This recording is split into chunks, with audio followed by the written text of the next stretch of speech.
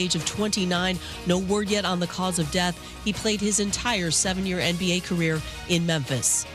Lakers president of basketball operations and GM Rob Pelinka at today's end-of-season press conference said if LeBron James decides he wants to come back for a 24th NBA season, the team would love to have him back. He added they'll be patient with James's decision-making process as he enters into unrestricted free agency.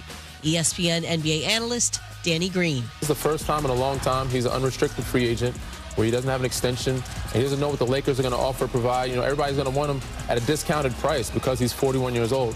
But even at 41 years old, he's proven he's one of the better players in this league and in the world. And he was the most available. He was the most valuable. Even with Austin Reeves coming back, he was your best player in the playoffs. He's shown up. So why would a guy like that ever take a discount? Spurs guard De'Aaron Fox, dealing with ankle soreness, took part in the morning shoot-around. He's questionable for Game 5 against the Timberwolves tonight, 7:30 Eastern, ESPN Radio. Series is 2-2. Fox is San Antonio's second leading scorer this postseason. Hey, it's your resident Super Bowl champ, Chris Candy. Coming up Tuesday, it's NFL schedule release week, and I'll tell you my top 5 games I'm most excited about this upcoming season. It's Unsportsmanlike, 6 a.m. Eastern, right here on ESPN Radio, ESPN2, and ESPNU. Matt Moscona. I'm very important. After further review. Say it one more time. After further review with Matt Moscona. And here we go. Live from the Raising Cane studio. Let's rock!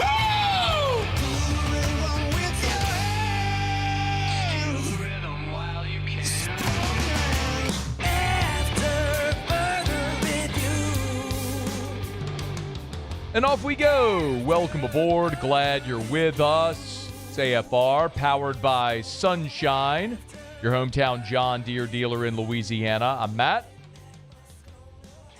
I promise. Love you, Matt. Yep, promise, I'm Matt. Paul O'Neill. They're chanting Paul O'Neill's name. Muso. And Mr. Toby Tomplay.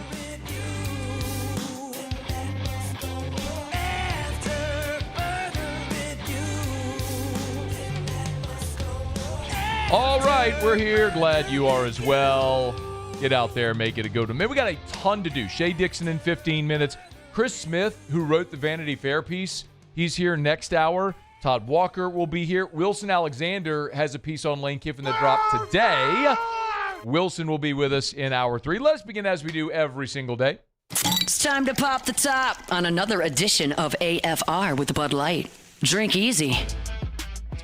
Well, Lane Kiffin set the internet ablaze on Monday. The Vanity Fair piece was published, and by now we all know in that very extensive feature, the one thing that garnered so much attention was Lane Kiffin talking about how top recruits would tell him, quote, "Hey, coach, we really like you, but my grandparents aren't letting me move to Oxford, Mississippi." That doesn't come up when you say Baton Rouge, Louisiana. Parents were sitting here this weekend saying the campus's diversity feels so great, it feels like there's no segregation. So that was the quote from Lane Kiffin in Vanity Fair, and Ole Miss people melted. And quite honestly, I don't blame them. As we talked about a day ago, I'm not trying to rehash the entire story from a day ago. I get it. They are hurt. They're scorned. The greatest coach there that they've had since Johnny Vaught left them amid their playoff run for their rival. It stings. Nothing he ever says or does will ever make that better. I get it. And every time he says anything about Ole Miss, it's just going to be ripping the scab off the wound for those people, that fan base. I get it. I understand the feelings that Ole Miss people have. Now, Kiffin gave an interview to Wilson Alexander of On3, and there's 2 things that Lane said in here that I think are really interesting to most people. One is an apology for those comments that went super viral on Monday. He said, quote, "I really apologize if anybody at Ole Miss or in Mississippi was offended by that. In a 4-hour interview, I was asked a lot of questions on a lot of things, and Ole Miss has been wonderful to me and my family. I was asked questions about the differences in recruiting, and I said a narrative that we battled there from some out-of-state black parents and grandparents was not wanting their kid to move to Mississippi. That's a narrative that coaches have been fighting forever. It wasn't calculated by bringing it up." Okay. I can even get there believing him that it wasn't calculated. I think maybe against my better judgment, because I think everything Lane Kiffin has shown is that he is a very calculated, thoughtful. I say it all, he's thoughtful, not considerate of others, just he thinks 2-3 steps ahead. And if he said that on the record, not knowing the reaction it was going to get, that's a miss by Lane Kiffin. I mean, that's a woeful miss. But again, I wasn't there. It's one of the reasons I'm excited to have Chris Smith on the show here in a little more than an hour to ask him some of the context around those things. I'd love to learn more about all that. But I think in the interview with Wilson Alexander, that wasn't the most significant thing. And honestly, if any group of fans can relate, it's LSU fans because of Nick Saban. Now, it's not what, because Saban didn't leave LSU for Ole Miss. Saban left LSU for the Dolphins. We've told this a bunch, but Saban's first year in Miami, he played in Tiger Stadium against the Saints in the Katrina year, and there were a ton of LSU and Saints fans cheering for Nick Saban in that game. It was only when he went to Alabama, but if you remember, and I was actually really surprised, I'm really curious how many LSU fans remember this, and I got a little thrown off today. Musso didn't remember it, and I asked Hunt when I came in here, and he didn't remember this either. So maybe you have to be of a certain age, but Nick Saban took that Alabama job New Year's Day of 2007. It was the day that LSU was playing Ole Miss in the Sugar Bowl. And a few days after that, audio leaked of Nick Saban talking to a group of Alabama media and boosters, and he used the word coon ass. He said he was relating a story. He didn't know he was being recorded, and he's relating a story, and I'm paraphrasing because, trust me, I feel I'm pretty good at finding stuff on the internet. I couldn't find this today. So if you have the audio of this, you know what I'm talking about, please send it to me. But Nick Saban said, I'm paraphrasing, he said, I was talking to one of the LSU board members, and he said he's walking down the street, and there's some coon ass working in a ditch who says, hey, you heard where Coach Saban signed on with Alabama? Feels like he's bleeping my wife. And that, go Google it. Just Google Nick Saban coon ass. You'll see it. It was a giant story at the time, and LSU fans who had supported Nick Saban, and even when he went to the Dolphins, felt scorned by that, really hurt by that. And it created a ton of the animosity that built. I mean, that was really one of those, light the fuse moments. So to some degree, I think LSU fans can relate, but it's pretty clear there's a giant section of LSU fans that don't remember that from 2007. I mean, I guess it's been almost 20 years. But anyway, that apology from Kiffin, I don't even think is the biggest, the most impactful or important quote, for me anyway, in Wilson Alexander's piece. Earlier the piece wasn't solely on the Vanity Fair reaction. It's late you can tell Wilson had this story queued up, ready to go, and he added the piece about the apology, but the Vanity Fair thing at the end of it. Early in this feature, Lane Kiffin says about his decision to leave Ole Miss for LSU, he says, quote, I know that this will show for me being the right decision, meaning leaving Ole Miss for LSU. He continues, it may not be this year because everybody's going to want to compare the two places and everything like that. It'll show in year 2, 3. It's going to show that we have the same systems. We have all this stuff. We brought it here and combined it with the branding of LSU and the ability to sign elite high school players. That will show. It may not be next year, but this wasn't a one-year decision. During spring, there were a few times Lane Kiffin sort of pumped the brakes on expectations and even said, you need patience. It's going to take time. It even was quick to point out, I'm telling fans, it's not going to take years. It just takes time. That pretty clearly is Lane Kiffin saying, hey, Ole Miss may be better than us in 2026, but we're not worried.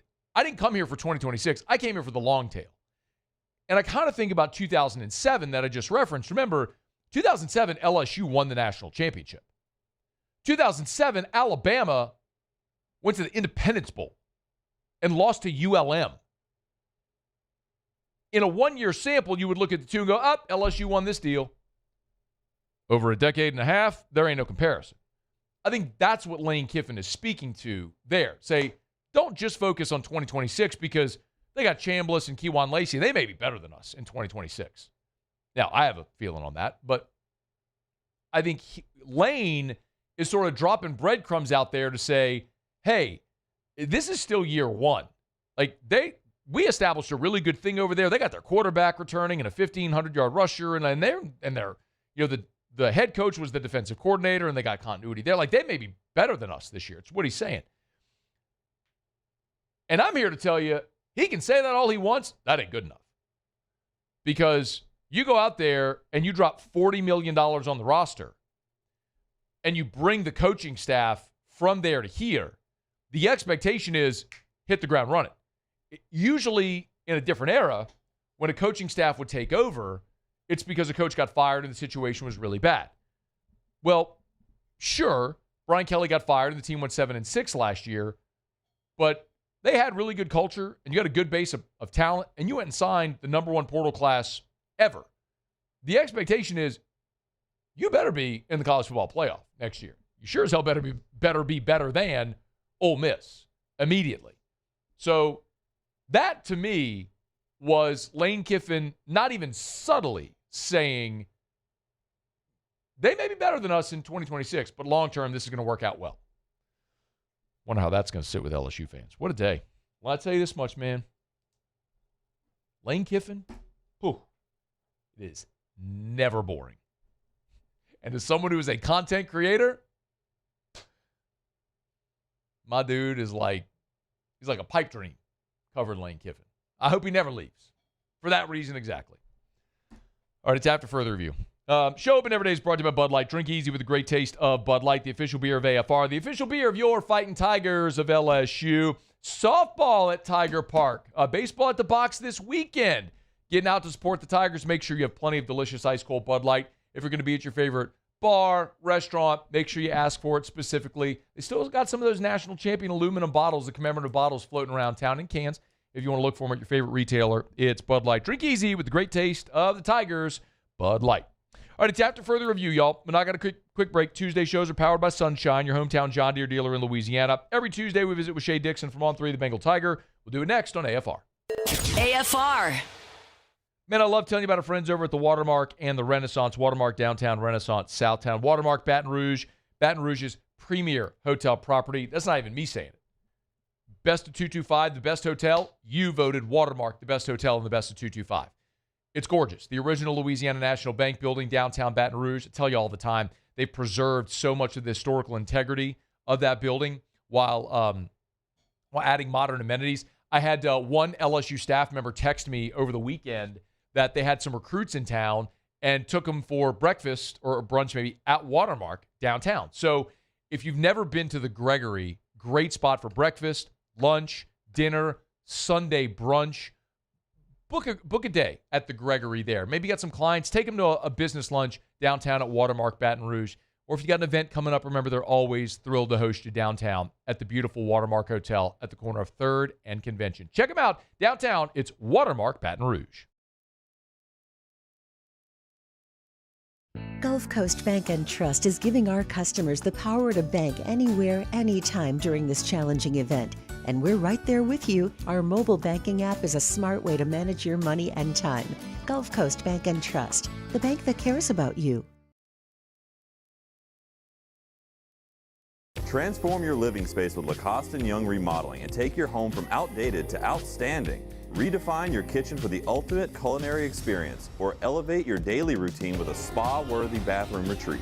Our skilled team brings 3D modeling to life to ensure your vision becomes a reality. We believe luxury should be accessible and offer tailored solutions to fit your budget without compromising quality. So contact us today for a free estimate. Lacoste & Young Remodeling, providing perfect solutions for your dream home. I'm lawyer Collins Locke Meredith. Among the most important factors to consider when you're hiring an injury attorney is trust. You trust your attorney will put your interest first, treat you with respect, fairness, and honesty. You trust them to be there for you when you need them. At Locke Meredith, Sean Fagan and Associates, thousands of clients have trusted us to represent them, and for good reasons. Please visit us at LockeMeredith.com to learn more, and whether you hire us at all, give us a call at 272-5555. You have nothing to lose. Jordan Faber here with some exciting news. Faber Automotive has officially arrived. We're proud to introduce your new hometown dealership, Faber Chevrolet GMC. That means more inventory, better deals, and the same great local team. Now backed by the trusted Fabry family name. Whether you're shopping or servicing, you'll feel the difference from day one. Allow us the opportunity to earn your business. Fabry Chevrolet GMC. Visit us in St. Francisville or online at FabryChevrolet.com. I'm Gabrielle McLeod on behalf of the Louisiana Propane Dealers. I have spent hundreds of hours preparing for scholarship competitions. That preparation paid off when I won the Fitness and Talent Awards along with the title of Miss Louisiana. The Louisiana Propane Dealers are also pretty talented and want you to be prepared for when the power goes out. Visit LouisianaPropane.com to find out about propane generators and other safety tips. Louisiana Propane, it truly is the fuel for our future.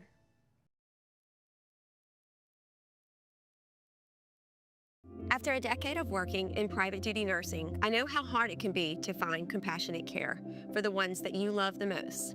So I started Decision Critical, a premier concierge nursing agency, so we can take care of you wherever you are. Our highly skilled nurses provide exceptional care from the comfort of your own home with personalized packages for short-term, long-term, or even around-the-clock. After further review, powered by Sunshine, your hometown John Deere dealer in Louisiana.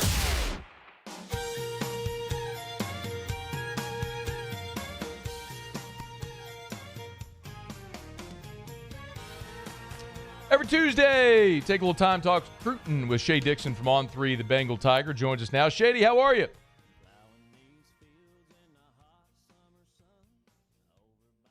All right, let's check with Shay. Shady? Shay? All right, let's see if we can connect. Not sure what's going on there. Trying to get Shay there on the video call. So, all right, it's after further review. We're glad to have you aboard with us. We'll hook up with Shay. Rough day for Ole Miss, who's become like a verbal punching bag, not only from Lane Kiffin, but I'm not sure if you saw Steve Sarkisian also.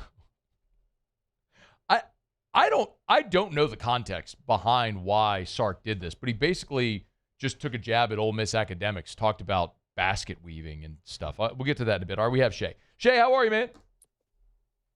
I think I could hear y'all. You couldn't hear me, but that happens whenever you're broadcast on radio and I'm on a phone. We're good, man. Loud and clear. We appreciate it as always.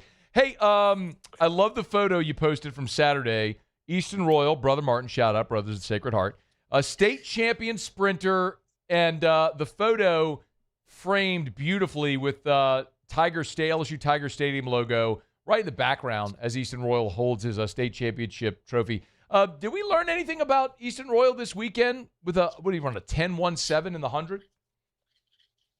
That is exactly what he ran, which is a head-turning number. So, and I guess the one thing we learned to start off is, even better than me taking that photo and sharing it, Easton had the photo taken of him and shared it, and then I asked Easton if I could use it. So he was the one, the Texas commit, that puts out him and his gear, which he was wearing LSU gear all day, but in the backdrop of is Tiger Stadium, and there he's at the LHSA state track meet, standing on the winner's podium, a 10-1-7, which, I mean, look, there wasn't any, we're not talking like the Mississippi was blowing winds where you and I could have been out there putting down times. This kid is a 5-star number one receiver in the country for good reason. But a 10-1-7 is just a completely different level. And I think I was looking at the numbers. It had been maybe since like 1980 since someone had even, the record he broke for all classifications in LHSAA state, title runs, not district or any meets, was in the 10-2s. So maybe he'd been in 10-2 flat. So he goes under 10-2 for the first time in at least since 1980. You can date it back to before then, but that is a kid who is your number one receiver, and he's got an LSU track offer. He's got a lot of track offers, obviously, but think of, remember we talked about this with like Jelani Watkins, and he was going to run for LSU track, and he was putting down he came close at LSU before he transferred out to breaking 10 flat in track and field. He was training with Team USA in high school, not like at a camp, like where you go in and you hook up the machines to you and they're testing everything. with a goal to be, hey, maybe one day I can be a Team USA sprinter. You've got a kid in Eastern Royal running a 10-1-7, Matt, who wants to play football. Like that's the goal here. And I think that just drives home what type of athlete we're talking about, and then makes all the more sense why Lane Kiffin is going all out really to get him. We did see, though, over the weekend, Shay, Easton Royal shared a Rivals graphic, I guess sort of reaffirming his commitment to Texas. What do we make of this?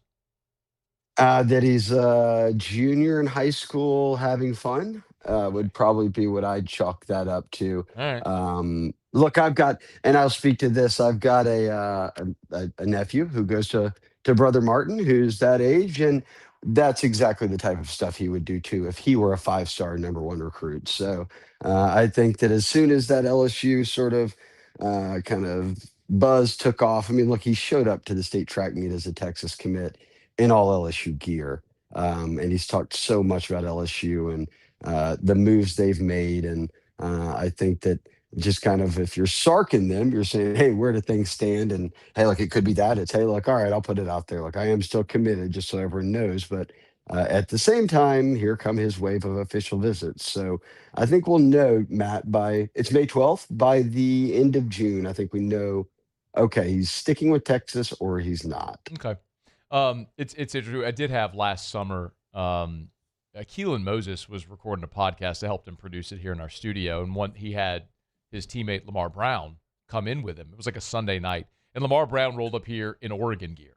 And I was like, you try to read between the lines. And truth is, dude went on a trip, got a bunch of Oregon gear and liked it. So he wore the Oregon gear. It's like we tend to read more into stuff like that sometimes, I think, to your point, than maybe what a high school student may infer. Now, Royal's obviously the top target, but what about the rest of the receiver board, Shay? Yeah, it's so interesting. We've talked about this before with Braylon Calais coming out of Cecilia. He's ranked as a top 5 athlete nationally, but he's committed to LSU at receiver. And then they've also got another commitment at receiver, but out of Florida when they picked up Amari Stevens. So 2 receivers. You're trying to flip a guy like Easton Royal. We know they've got Ahmad Hudson in as the number 1 tight end. They've got Jaden Bryan in as a top edge rusher. And then Peyton Houston, your quarterback commit, a top 10 quarterback. All of those guys are, I'm looking right now. Everyone's in the Rivals 300, all but one. Stevens, the kid out of Florida, are ranked in the top 200. And every single one of them beyond Stevens is ranked in the top 10 at their position. So these are elite kids, but you got 2 receivers. How many more do you need when you came off of this massive portal haul of 10 plus guys and you sign some guys? And I think it'll end up in that 4 to 5 range. And look, we talked about it last week. I still think Miguel Whitley over at St. Aug is a kid that ends up at LSU. He's a top 150 player. He's a 4-star recruit. And just if Easton Royal weren't playing at Brother Martin and in the Catholic League and over in New Orleans or even in Louisiana, everyone would be talking about Miguel Whitley over there. But Easton just dominates that conversation. Miguel's a hell of a player. So let's say at a dream world, right? You get those 2 and you keep the 3 best receivers at right now highest ranked in Louisiana, and you went to Florida and got one. Well, they've got a wave of official visitors set up here. I know Amari Patterson is one that a lot of people have talked about. He's coming out of South Carolina, but has had high interest in LSU. But there's been Aiden Starling, who is a kid who has been on the board for a while, had an offer.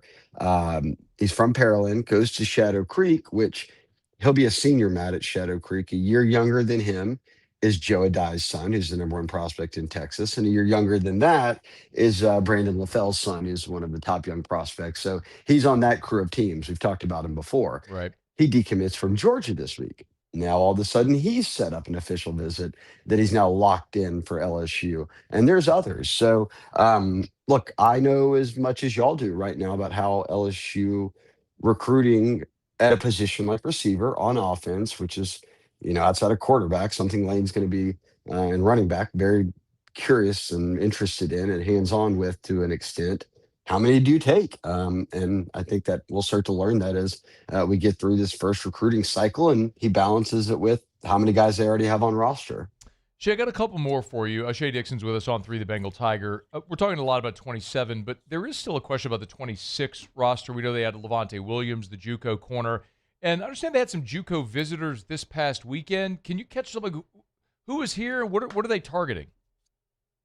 Yeah, Lane, let me go back real quick. I realize there's going to be some younger listeners out there. Joe Adai and Brandon LaFell are former LSU football players who were elite ones and are now making us feel very old because they have kids who are in high school that have LSU offers. So if you didn't know that and you're younger, great. Then you don't feel as old as Matt and I and everyone else that's driving around or listening wherever they're listening right now. So yes, the cornerback outlook. We talked about it a week ago. You may have asked him, but what was Lane Kiffin's concern coming out of spring ball with no spring portal window, meaning no FBS transfers? And he said corner. And Aiden Anding got hurt. We didn't take anyone from the portal. We have guys, but beyond DJ Pickett and PJ Woodland, who are your starters, you don't have a ton of experience. Like Jakeem Jackson was one of the best corners in America when he signed with Corey Raymond at Florida and then came to LSU. He's just been hurt. People are raving about a younger guy like Haven Finney. Well, he reclassified and just got here as an early enrollee. Is maybe number 4 on the depth chart, 4 or 5. You're not trying to have to rely on that with no experience yet. So I think that, look, we're not looking for starters, is what Lane Kiffin was saying. We're looking for depth. And that first weekend, Matt, they brought Levante Williams in from Georgia Military Academy, JUCO corner, and he committed while he was there. Got an offer, came and visited, committed. So Anding has the Achilles injury, which you had reported on, and Kiffin confirmed. So he's probably out for however long into the season. Now at least you've got Levante Williams, right? You've got a JUCO kid at corner that you can kind of sub into that spot. But this past weekend, they had 2 more. Javier Jones, who is a kid that goes to Independence in Kansas. He's from Arizona. He was one of 2 visitors. He did not get offered. He committed to Florida today. So there's a lot of schools out here trying to do this route, right? Like, who's in JUCO? Who can we add after spring ball? The other one was Dylan Johnson. He got offered, but didn't commit and hasn't really blown up. He had a Kansas State offer. He got an NC State offer. They're going to go in home with him this week. And he told me might visit Auburn this weekend, but I don't know how. I think that staff was trying to figure out where things stood. And I think on the LSU, if you're an LSU fan, you're a little surprised. Hey, why would a kid not just commit?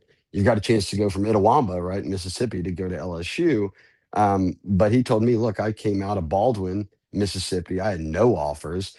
This week, I got some of my first big offers. I've never been invited on an official visit, and my first one's LSU. Like, I'm just trying to take all of this in right now.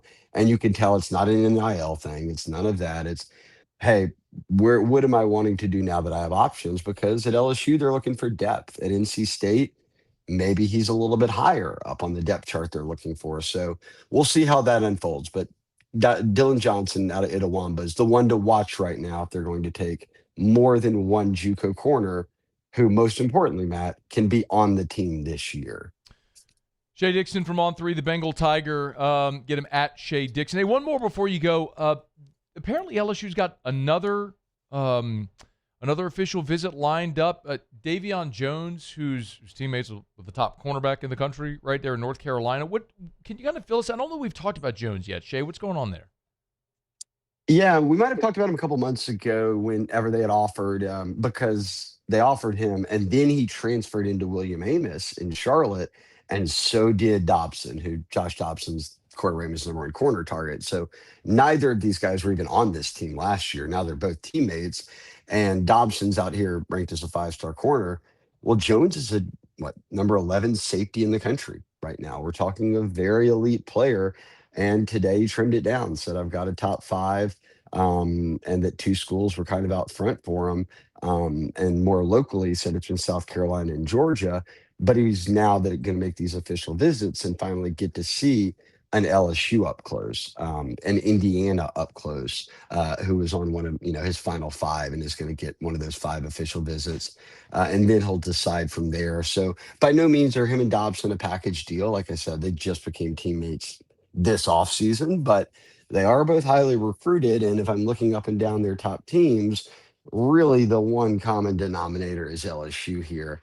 If you're looking at kind of the who's who of teams that maybe really have a shot at both. So something to keep an eye on. We know that actually A. Nanding's little brother, Jade Nanding, is a safety in this class in Louisiana and has an offer, but isn't committed. We think he'll end up at LSU, but you add more than that. So they'll have to go out of state most likely. And this is a guy who's sitting right there top the wish list, not just because he's Dobson's teammate, but a top 150 overall prospect. So you're looking at a situation, Matt, where Jake Olson and Corey Raymond tandem to visit this week, right? They both go to Charlotte at the same time and meet with both of them. So we'll see. Like I said, those guys have that visit set up on the same weekend.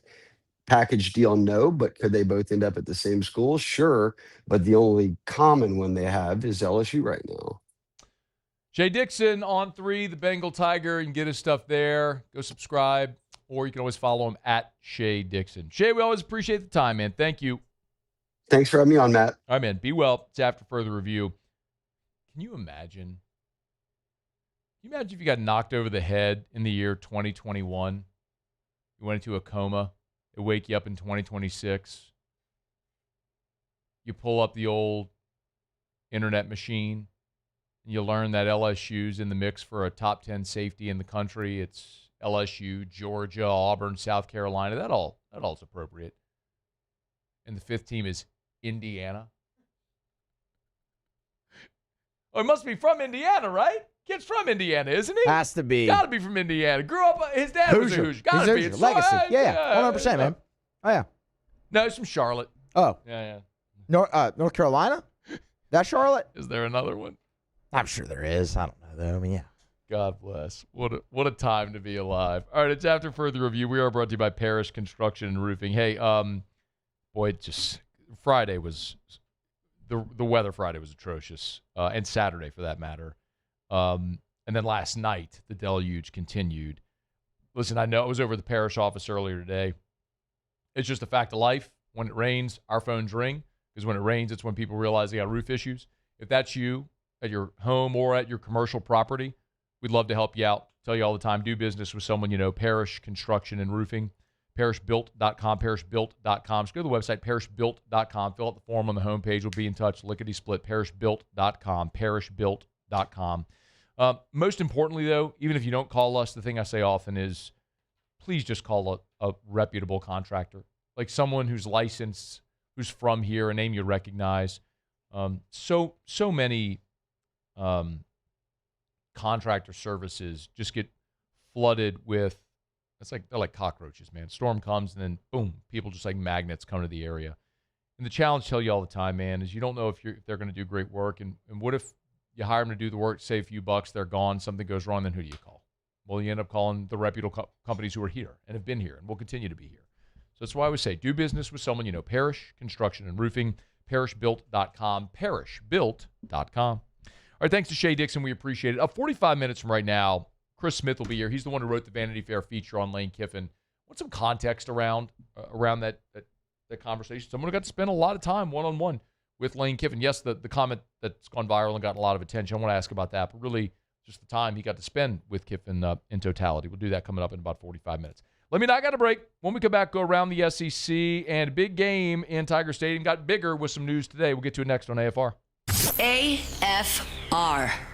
Popped into Goodwood earlier today. Got to chat with Gabe and Mary. I was actually going to pick up my NAD+. That's one of the peptides that I take. NAD+ is for cellular optimization. You want to talk about natural energy levels through the roof? Take NAD+. I'm telling you, if it's, yes, at Goodwood, they do ED treatments. If you got ED, they can help. And it's not just a little blue pill. It's tons of different treatments that they offer that can help whatever your specific issue is. So much more than that. Hormone replacement therapy is an option. Literally every single one of us, as we age, our bodies produce less of the hormones that contribute to how we feel. Every one of us. And it happens slowly over time, and sometimes it's so gradual you don't even realize how bad you feel until you start feeling good again.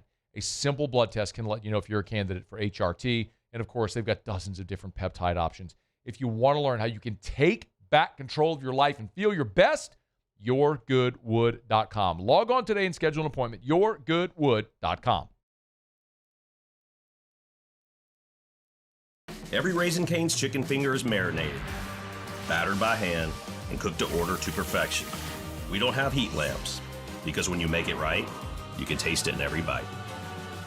Raising Cane's chicken fingers, one love.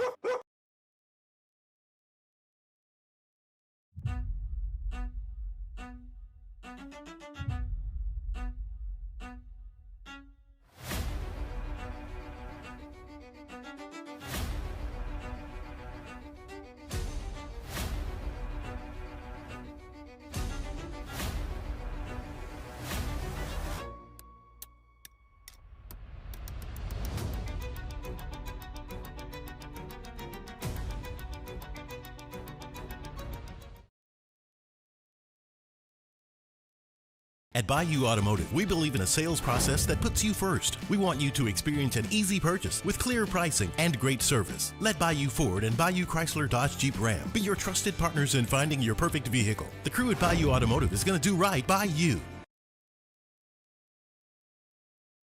As a business owner, you're always focused on how you can improve the bottom line. Well, when was the last time you shopped your insurance coverage? Insurance Network of Louisiana can help. If you're a business owner, let my friends at Insurance Network of Louisiana see if they can find you better coverage for less money. They always offer exceptional customer service and partner with only the best providers. So check them out online today at lainsurance.net.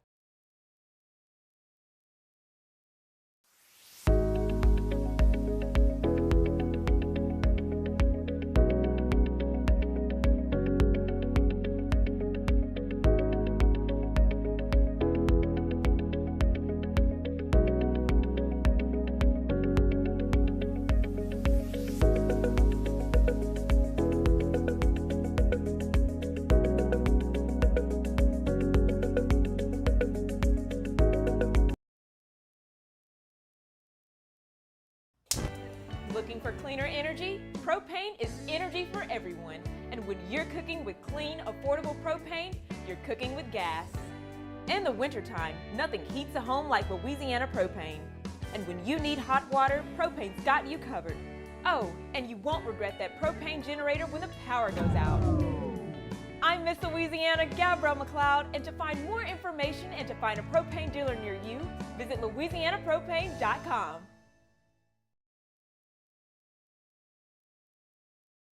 ED, low T, or simply seeking to optimize your health and performance? Goodwood Men's Sexual Wellness offers a range of discreet...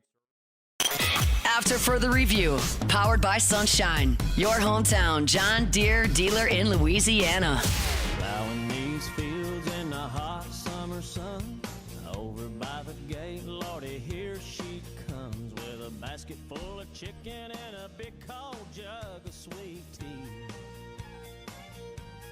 A big shout out to all the LSU students graduating in agriculture over at LSU Ag from our friends over at Sunshine, your hometown John Deere dealer in Louisiana. Bunky and below, you want a Deere, you're going to Sunshine, your hometown John Deere dealer in Louisiana. Pete Nakos over at On3 earlier today reported that College Game Day, Week 1, will be in Baton Rouge for LSU Clemson. That may seem obvious, but quite honestly, it is a little surprising because there is just like the most obvious decision of the entire 2026 college football season for the ESPN College Game Day producers is going to be going to Oxford, Mississippi, September the 19th for LSU Ole Miss. That will be the biggest singular storyline of the college football season. There may be bigger games. Later in the season, you may have 1 versus 2 matchups. Like, there may be bigger games, but if you're just talking about the storylines, the intrigue, the undeniable attention that's going to center around a game in all angles, LSU Ole Miss, September the 19th in Oxford, that Lane Kiffin going back, there's nothing that will rival that. There's no sense in even trying to conceptualize anything. There's just nothing else that will even come close to rivaling it. So they're going to be in Oxford week 3. So this means that 2 of the first 3 weeks, College Game Day is going to have an LSU game, which is a bit odd because they do like to change it up a little bit. So maybe just a little surprising from that end. LSU Clemson is, of course, going to be the biggest game of week one. So that's not really the question. It's just the fact that they would have LSU 2 out of the first 3 weeks. Now, look, LSU's got plenty of huge opportunities later in the season as games may continue to be even bigger. But you look at that opening weekend of the college football season, you got Alabama, Florida State. You have Texas at Ohio State. No, forgive me, that was this year. Sorry. But you got the return trip. So you got some big games in week one. Clemson LSU is going to be by far the biggest of them. But again, it just means they'll have LSU 2 of the first 3 weeks, but it looks like that's what's going to happen.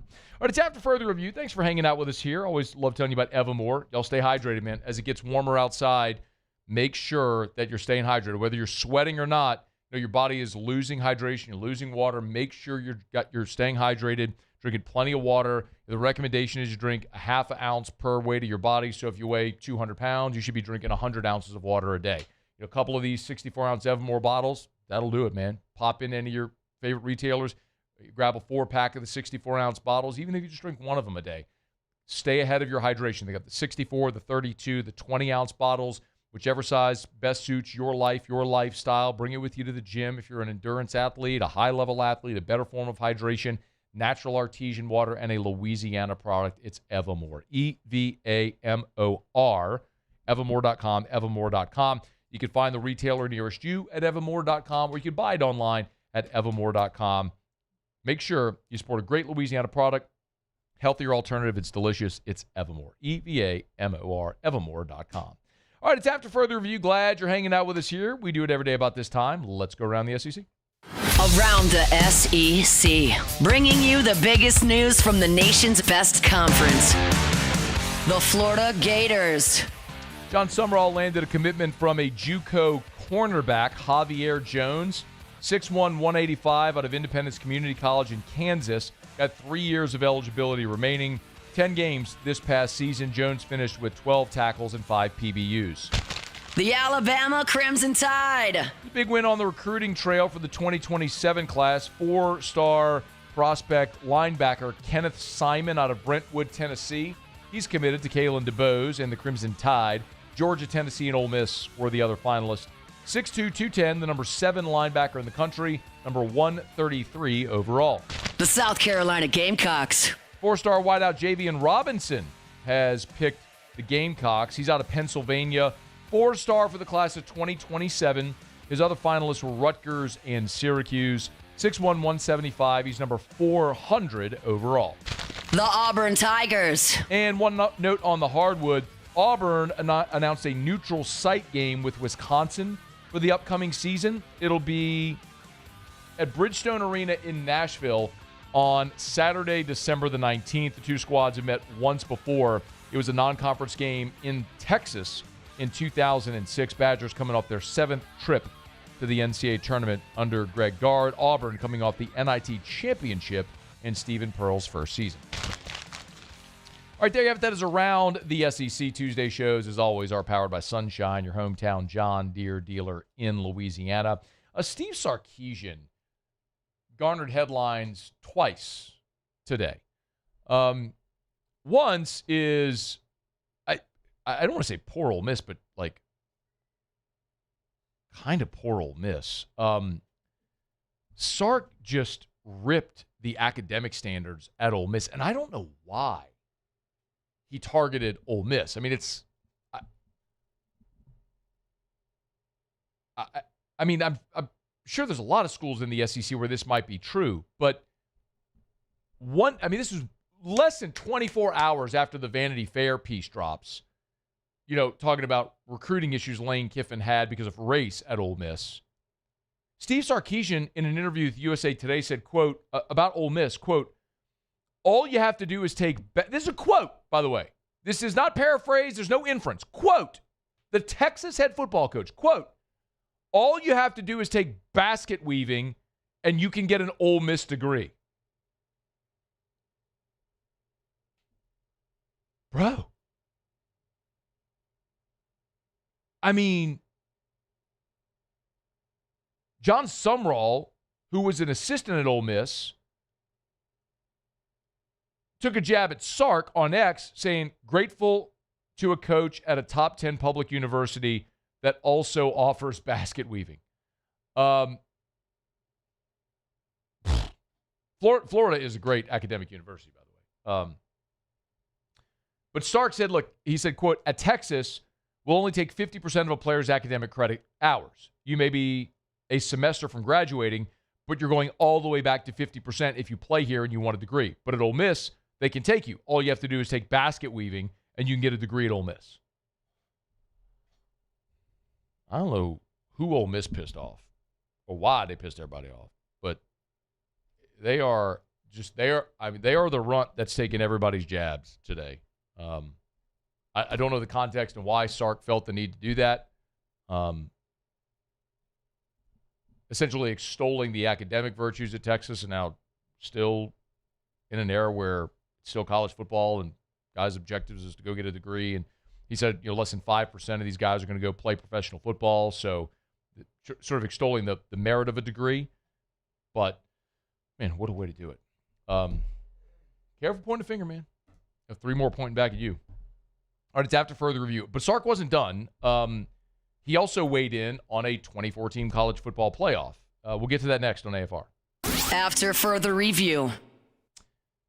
As the weather clears up, great opportunity to get by and see our friends over at Clegg's Nursery. Any of the 4 locations, you know where they are. Siegen near Airline, LA 16 in Denham, Mid-City on Donmore, and the Garden Center on Greenwell Springs. Tell you every day to buy local and shop local over at Clegg's Nursery. Yes, they got everything you need if you want to plant flowers, beautiful flowers this time of year, your fall, your spring and summer blooms, as they are bursting with blooms in their greenhouses. But they also have everything you need to get rid of all the unwanted pests. Like, if you had weed or weed grass, they have Decimate, which is a weed and grass killer that they got over there at Clegg's Nursery. You could pick that up. Tell you all the time about the Aeon Mosquito Barrier. You want to knock out mosquitoes for 90 days at a time? Do it affordably. Boom. They can help you out there as well. It's at Clegg's Nursery. Get on by and tell them Matt sent you in. Buy local, shop local for more than 60 years. It's Clegg's Nursery.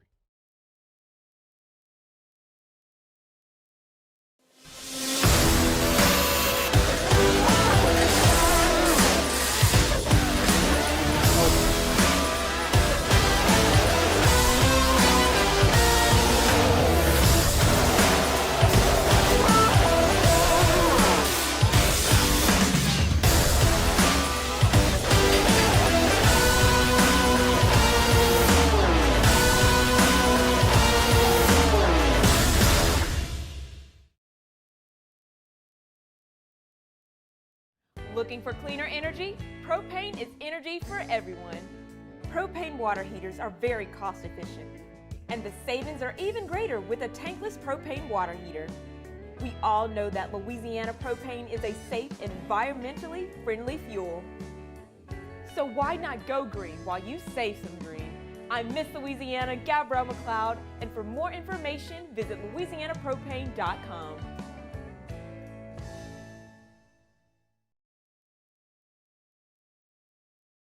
If your office is experiencing performance issues like slow networks, jammed printers, or disappearing files, Advanced Office Systems may be right for you. With powerful IT solutions, print management, document imaging, and security systems, they help offices regain confidence naturally. Side effects may include uncontrollable efficiency, smoother workflows, and a sudden burst of office joy. Say goodbye to those emotional breakdowns in the supply closet and get back on track with Advanced Office Systems.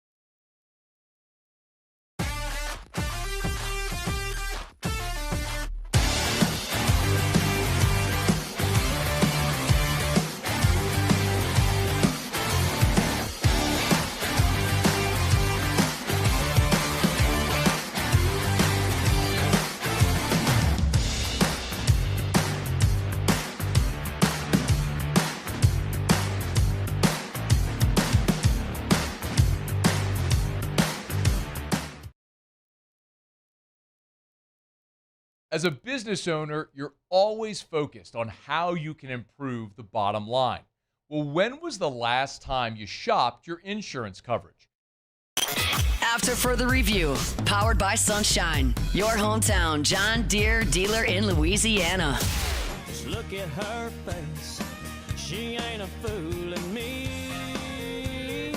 She thinks my track. The comment Steve Sarkisian made, sort of taking a shot at Ole Miss, the basket weaving comment, was part of a long feature piece in an interview he did with USA Today. Interesting that dropped simultaneous or coinciding with when the Lane Kiffin Vanity Fair feature dropped. This one was far more about football.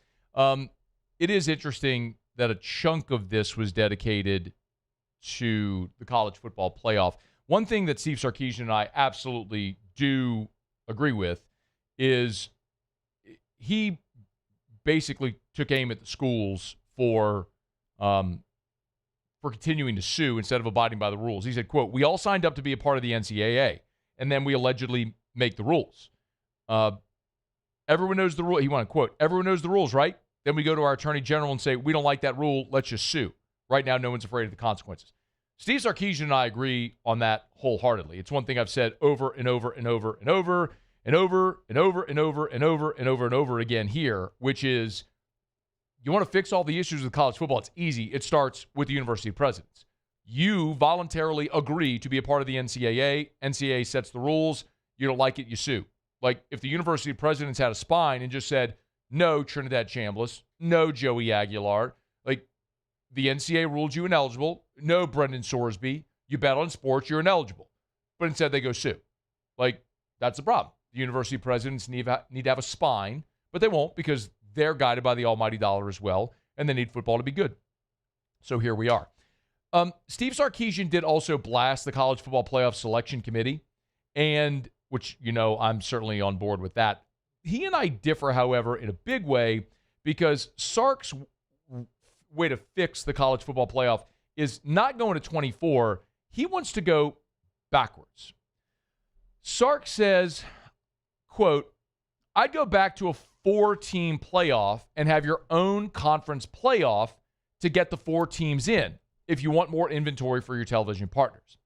We have to think outside the box. Just adding teams and going to 24, that's a very spastic view, thinking that's going to solve the problem. Forever in college athletics, we don't think about the unintended consequences of decisions we make. It's all knee-jerk reactions. Look where it has gotten us." Well, I can tell you where it's gotten you. It's gotten you where college athletics has never been more profitable or more viewed. It's just that now the free labor is making money because the adults in the room screwed this up for 100 years. That's the truth, Steve. But where I disagree with him on going back to 4 is, in his estimation, if he's saying, like, hold a conference playoff to get the 4 teams into the big playoff, well, that's assuming all conferences are equal. And that's just not the case. In some instances, 4 teams from the SEC may be better than the best team from the Big 12. There may be 3 teams from the Big 10 that are better than the best team from the ACC or more deserving. So just because they play in a better conference, a better, deeper conference, those other teams don't have the opportunity to compete. That's what I've railed against forever. I don't think JMU and Tulane should be in just to appease the smaller schools. Let's have a true meritocracy.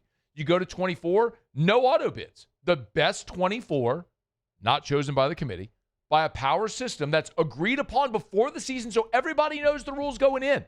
It's not the arbitrary viewpoint, the subjective viewpoint of a bunch of dopes in a hotel ballroom. That's what I've railed on forever.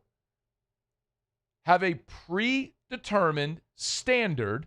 The top 24 teams based on that standard are in the playoff, and then you go have games on the field. Give me more football, not less. Sark and I agree on a lot, but not on the regression, not going back to 4. 4 is not what we need in college football. 4 is not inclusive. 4 is exclusionary. That only creates more problems and more issues. Miami this year is a great example of that. Miami wouldn't have been in a 4-team playoff. They played all the way to the national championship. Ole Miss would not have been in a 4-team playoff. They made it to the semifinals. Let's have games on the field to determine it. Literally every other sport does it. Why is that a foreign concept for college football? Hey, Sark, if there were 24, your team would have been in. And they would have had the opportunity to go prove that by the end of the season, they were one of the best teams in the country. Go play it out. All right, it's After Further Review. Tuesday show is powered by Sunshine, your hometown John Deere dealer in Louisiana. Chris Smith from Vanity Fair in 20 minutes. After Further Review. We're brought to you by Shaw Bills Tire and Auto Service, ShawBillsTire.com, ShawBillsTire.com. Name brand tires at wholesale prices, and they keep coming back because they treat you like family over at Shaw Bills. Driving around this past weekend or last night in that rain, sliding around the roads because you're going to tread left on those tires, man, get on by Shaw Bills. Don't leave it to chance. When you get that precious cargo in the car, your family, spouse, children, whoever it may be, you want to make sure that you're safe. Buy the best tires on the road. Shaw Bills makes sure that you get the best tires on the road at the best price. They'll combine the manufacturer offer with their in-house offer to make sure you get the best price on the best tires. They guarantee it. Part of the Charlie's doesn't. Buy tires at Shaw Bills. Find those tires advertised cheaper somewhere else. They'll refund you 125% of the difference. Price match guarantee over at Shaw Bills. ShawBillsTire.com. Shop tires, schedule service. Shaw Bills. We keep you rolling. Investing in a new roof doesn't have to be overwhelming. At Pelican Roofing, we offer 0 interest for 21 months because everyone deserves a safe, secure home. Trusted, local, affordable. Pelican Roofing, making quality roofing affordable for South Louisiana families. Hi, I'm Mitchell Meredith. At Locke Meredith Sean Fagan & Associates, we know each case and client are unique and that no two cases are the same. But one thing remains constant, and that is our passion to help our clients. After an accident, we know your life has changed, which is why we passionately fight to make you and your family whole. Remember, whether you hire us at all, give us a call at 272-5555. We're here to serve you.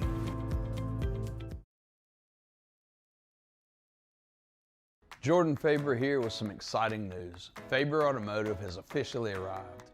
We're proud to introduce your new hometown dealership, Faber Chevrolet GMC. That means more inventory, better deals, and the same great local team. Now backed by the trusted Faber family name. Whether you're shopping or servicing, you'll feel the difference from day one. Allow us the opportunity to earn your business. Faber Chevrolet GMC. Visit us in St. Francisville or online at FaberChevrolet.com. Gulf Coast Bank and Trust is giving our customers the power to bank anywhere, anytime during this challenging event. And we're right there with you. Our mobile banking app is a smart way to manage your money and time. Gulf Coast Bank and Trust, the bank that cares about you. At Sunshine, your hometown John Deere dealer, we know hard work starts with the right equipment. Right now, take advantage of the powerful 3025E tractor with loader for just $297 a month, with 0% financing for 72 months. Whether you're tackling land, property, or projects, this is the tractor built to get it done. Don't wait. This offer ends April 30th, 2026. Visit sunequip.com or stop by a Sunshine location today.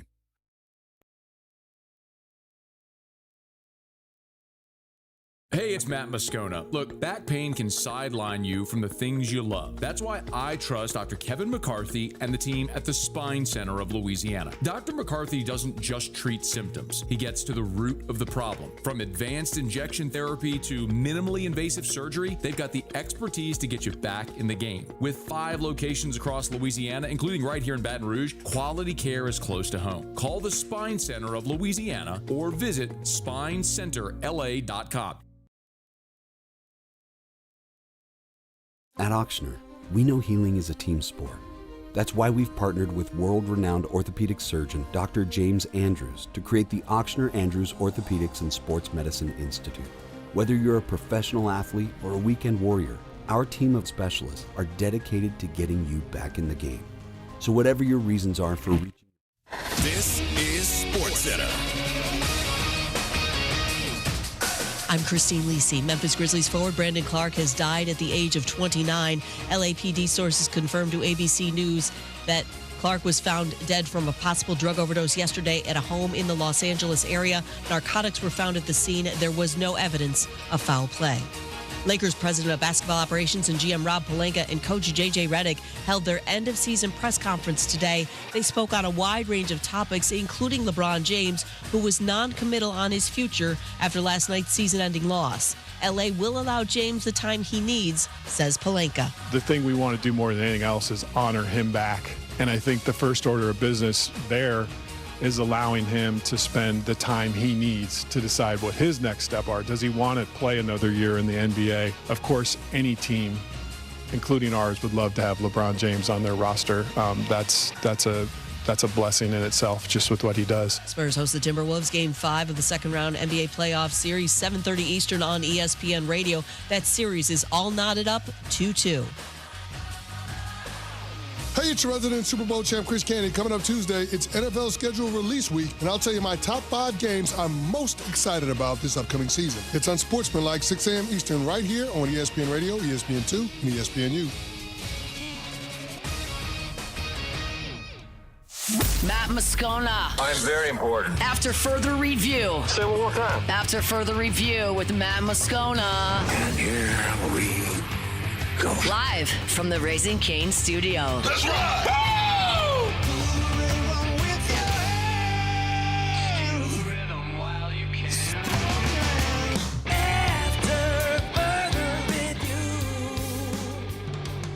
Hour 2. Off we go. Welcome aboard. Glad you're with us. It's AFR, powered by Sunshine, your hometown John Deere dealer in Louisiana. I'm Matt. You're a loser, Matt! Shut up, kid. Paul O'Neill. They're chanting Paul O'Neill's name. You, sir. And Mr. Toby Tomplay.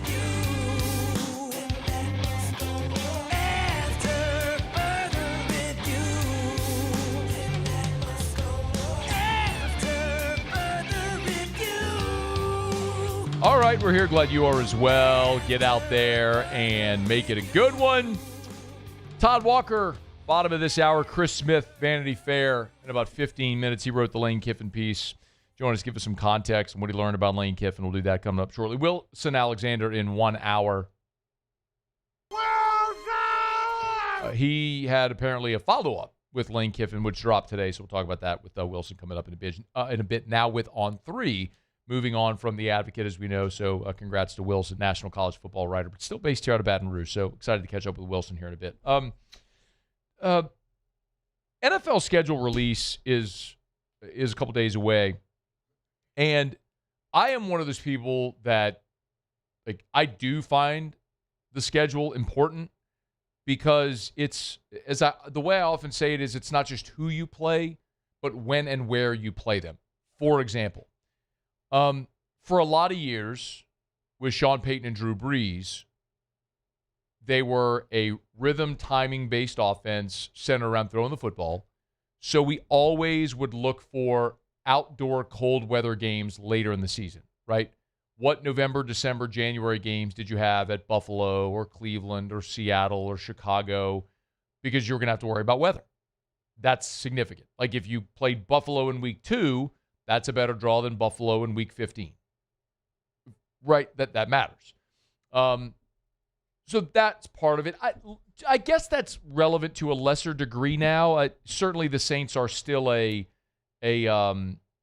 with Kellen Moore, a team that's going to throw the football a good bit. You see what they did in the draft this year, using the 8th pick on a receiver. You're 3 receivers in the draft this year, but probably to a lesser degree than that Peyton Brees offense. Obviously, we know the Saints are going to play in Paris.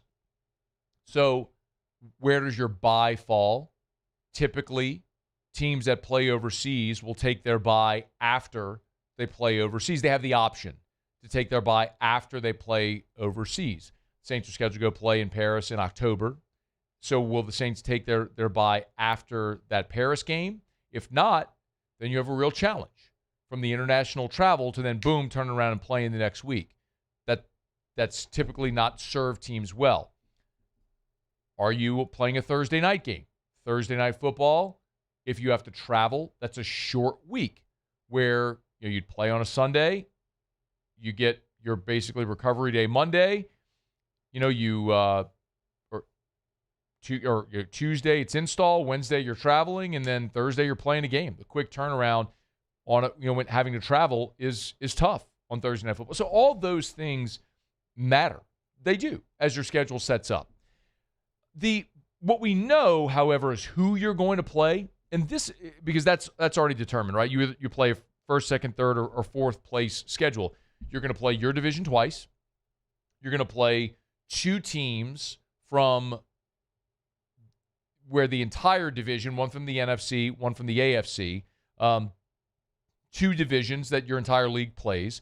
You're going to play the corresponding order of finish from the previous team from the rest of the other two divisions in your conference. So in this instance, the Saints were third in the division. They'll play the corresponding third place team from last year, and then or last actually, and then because the Falcons, and then you'll play the one other sort of like wild card team since they've added the 17th game. So when you look at the Saints this year, this is one of those things that actually bodes really well for New Orleans. If you look at the opponent's win-loss record from 2025 for this coming season, the Cleveland Browns have the easiest strength of schedule. Their opponent's record was a combined 124 and 165. It's a 429 winning percentage. 31st in the NFL, your New Orleans Saints. Their opponents last year had a combined 434 winning percentage. And part of that is you play in a bad division, no doubt. But so the Saints, 32nd, the Falcons are tied there for 28, but you got a big gap between Tampa and Carolina, who won the division. Tampa has the 21st strength of schedule, and boy, it is going to be really hard to imagine Carolina repeating, as they have the 10th toughest strength of schedule in the entire NFL, playing a first-place schedule this year. Their opponent's a 521 winning percentage. All that to say, I get it. It's the NFL. Everybody has professional football players. Any given Sunday, all that stuff. If you're New Orleans and you're trying to get back into the playoffs for the first time after a 5-year absence, I'd rather play a last-place schedule. That's the second easiest by opponent's record year to year than the first-place schedule. Doesn't bode well for Carolina, maybe bodes well for New Orleans in particular if Tyler Shuck takes that step year one to year two. We do also have a quick update on Cam Jordan here. I'll do that in a second. We're brought to you by Parish Restoration. ParishRestoration.com, ParishRestoration.com. Kill mold, remove odor, other harmful pathogens. Call Parish Restoration or log on to ParishRestoration.com. Super easy. Go to the website, fill out the form on the homepage. They'll give you that free estimate over at ParishRestoration.com. They'll come in, they'll spray their patented non-toxic dry fog. As soon as the fog dissipates, you're back in, sanitized, clean, great smelling, mold-free. It's mold remediation done right the first time. It's Parish Restoration. And, of course, you can do all your remediation as well. Smoke cleanup, odor elimination. Just check them out online to learn about all the different services that they offer at ParishRestoration.com, ParishRestoration.com, ParishRestoration.com. One of the potential suitors for Cam Jordan that many have considered is Dennis Allen and the Chicago Bears. That makes sense. D.A. was the defensive coordinator in New Orleans and then subsequently the head coach. So now he's the D.C. with the Chicago Bears. So there's been a lot of conversation that perhaps Cam Jordan, who remains an unrestricted free agent, could land with his former defensive coordinator in Chicago. It's worth mentioning that was also a conversation about Demario Davis when he was a free agent. Might he be signed by and land with the Bears? And Dennis Allen, we know that didn't happen. Davis is with the Jets. And Dennis Allen gave an interview with the Chicago Sun-Times, and he said, quote, "I don't know that there's been a ton of discussion." Oh, you got the audio? Oh, yeah, here it is. Here was DA. I don't know that there's been a ton of discussion about that. I think we feel pretty good about, where we're at and what we have. And yet, you never know what opportunities might present themselves at some point down the road. So, DA not closing the door. The Bears were not very good. They were 22nd in the NFL last year with just 35 sacks. Cam Jordan had 10.5, as we well know. a very nice bounce-back season for a guy approaching his age 37 season, but a guy that remains unsigned. And we know what Cam Jordan wants. He wants a multi-year contract with guarantees. The Saints don't seem willing to give him that. Mickey Loomis just a couple of weeks ago said this on Mad Dog Radio. Yeah, listen, we've had good conversations with Cam, and we'll continue to have that, and hopefully he's back with us for, I don't know, what is it, the 200th year of his career here. No, I mean, Cam has meant so much to our franchise, and he's had just a great career, and I'd be really excited if the Saints were the only team that he ever played for. So hopefully we can make that happen. Well, the one guy who can make it happen is Mickey Loomis. He hasn't made it happen yet, which tells you that the roadblock is on the other side. Cam Jordan has something he wants by way of his contract, and the Saints have not yet been willing to offer it. So we'll see if they're able to reach that impasse, or maybe Cam Jordan ends up in another uniform to end his career. As that develops, we'll certainly keep you posted. All right, let me knock out a quick break. Tuesday shows are powered by Sunshine, your hometown John Deere dealer in Louisiana. Chris Smith wrote the feature piece on Lane Kiffin for Vanity Fair. Chris Smith joins us next on AFR. AFR. Rev Fiber, R-E-V, Rev Fiber. Man, I love telling you about Rev. They're a great local business, been here in Louisiana for 90 years. 90 years, the folks over at Rev. When you call Rev, you call their customer service, their call center, you're getting a local call center, someone here answering the phone. You're not shipped to an overseas call center. It's not AI. You're talking to someone here locally. One of the reasons I love dealing with Rev, but also on top of that, you're talking about with their fiber, you're talking about lightning fast internet speeds, up to 5 gigs, and the security of an all-fiber network. It's incredible. Rev is Louisiana's largest locally owned and operated internet service provider, 5-star customer service and reliability, but it's not just internet, phone, cable, security, automation for your home, for your business. They can do it all. It's Rev Fiber. R-E-V, RevFiber.com, RevFiber.com. It's not easy to be a champion. It's built from every swing, pitch, and game all season long. In the grind, the focus, and in the recovery. FMOL Health, Our Lady of the Lake experts provide best-in-class care for our state's world-class athletes, because it takes a champion to care for champions. I trust the lake to keep me at my best. From championship athletes to everyday champions, trusted care starts here. Men, age is just a number. Don't let it dictate how you feel. Goodwood Men's Sexual Wellness has anti-aging services that can help you look and feel your best. Visit yourgoodwood.com and discover a renewed sense of vitality. Hey, it's Matt Moscona. Look, back pain can sideline you from the things you love. That's why I trust Dr. Kevin McCarthy and the team at the Spine Center of Louisiana. Dr. McCarthy doesn't just treat symptoms. He gets to the root of the problem. From advanced injection therapy to minimally invasive surgery, they've got the expertise to get you back in the game. With 5 locations across Louisiana, including right here in Baton Rouge, quality care is close to home. Call the Spine Center of Louisiana or visit spinela.com and tell them Matt sent you. Hi, this is Beth Torina. Welcome to my pool.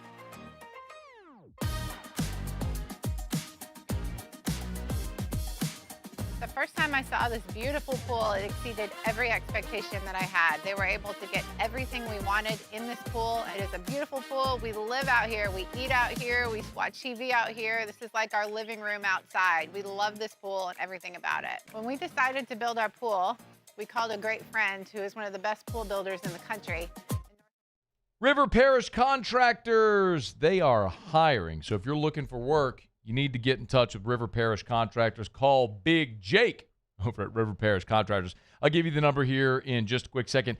Even if you're not looking for work, maybe you should be, because I know a lot of people might be working at spots that just don't want to offer you overtime. Not River Parish Contractors. They got tons of work. They got plenty of overtime, and you can work as much of it as you want. You want to work night shifts when it's cooler? Awesome. River Parish Contractors. They're hiring pipe fitters, boiler makers, crane operators, welders, pipe cutters. Check them out at rpcontractors.com or call my buddy Big Jake over at River Parish Contractors. Here's the number, 318-547-1000, 318-547-1000, 318-547-1000 for Big Jake over at River Parish Contractors. After further review, powered by Sunshine, your hometown John Deere dealer in Louisiana. Todd Walker will be here in 15 minutes. Talk a little baseball. Wilson Alexander of On3 next hour. Lane Kiffin going viral is nothing new. Lane Kiffin having to apologize for the reason he went viral is a little bit different. Chris Smith wrote the feature piece in Vanity Fair on Lane Kiffin. He's good enough to join us now. Chris, we appreciate the time. How are you? I'm good, Matt. Thank you for having me on. It's been an interesting 36 hours. How much? Apparently, people are passionate about SEC football and Lane Kiffin. I have no idea. No kidding, right? How much sports content have you done over your career? A fair amount. I wrote a book with D.C. Sabathia, the Yankees' former pitcher, now Hall of Famer. Did a big profile of Derek Jeter in his final season. Going back to John Starks and Knicks and all kind. I don't know, off the top of my head, a whole bunch. Sure. The SEC can be a wild beast. I'm curious what your reaction is to the reaction of the feature, notably the quote that everybody's talking about today. Yeah, it's certainly gotten some attention, and the range of opinions, while I'm not going to pretend to know everything that's been said in every social media post, it's been fascinating because people have weighed in with a lot of history, a lot of perspectives, and I can't characterize it as a majority this or that, but it just really speaks to the complexities, I think, of sports and racial culture and where those things meet. Going in, did you anticipate the conversation crossing that barrier? No, it was just surprising completely to me that he took it in that direction. I had asked him a question about how he weighed different factors in making a choice to jump from Ole Miss to LSU, and Kiffin started talking about, fairly conventional stuff, the amount of money that each school and its allies had to contribute to the program, the history of the relative programs, and then he took it in the direction of the quote everyone has recirculated, sitting with recruits and their families and them drawing the distinction between the diversity as they saw it in Oxford versus Baton Rouge. The question that I was so fascinated after I finished the piece was just that, Chris. It was, how does something like that even come up? So you would characterize it as not necessarily leading the conversation. Lane just volunteered that opinion? Completely. Yeah. And I have no idea. Did he get up in the morning with a list of 6 points he wanted to make when I interviewed him? I have no idea. It was a free-flowing conversation, 3+ hours one afternoon and close to an hour a second day, and we covered a lot of ground. And, some of his answers rambled a bit, and he, came back to a central point. This one was not a direction that he had signaled earlier on. Chris Smith, our guest, Vanity Fair, wrote the feature on Lane Kiffin.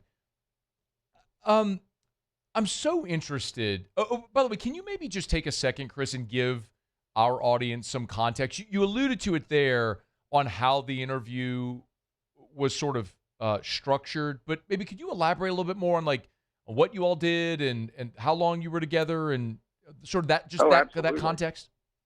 Yeah, no question. I had, like a lot of sports fans, watched all the saga unfold last November.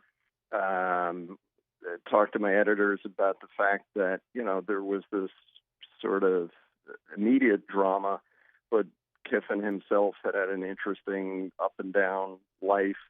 And it also seemed to strike a nerve with a lot of fans because of larger issues in college sports, NIL, portal, instability, big money. And I'm always particularly interested in people at the center of media storms. They're in headlines a lot. They get caricatured. And I'm always curious, who is the actual person in there? Is more often than not, that person is more complex than the caricatures make him or her out to be.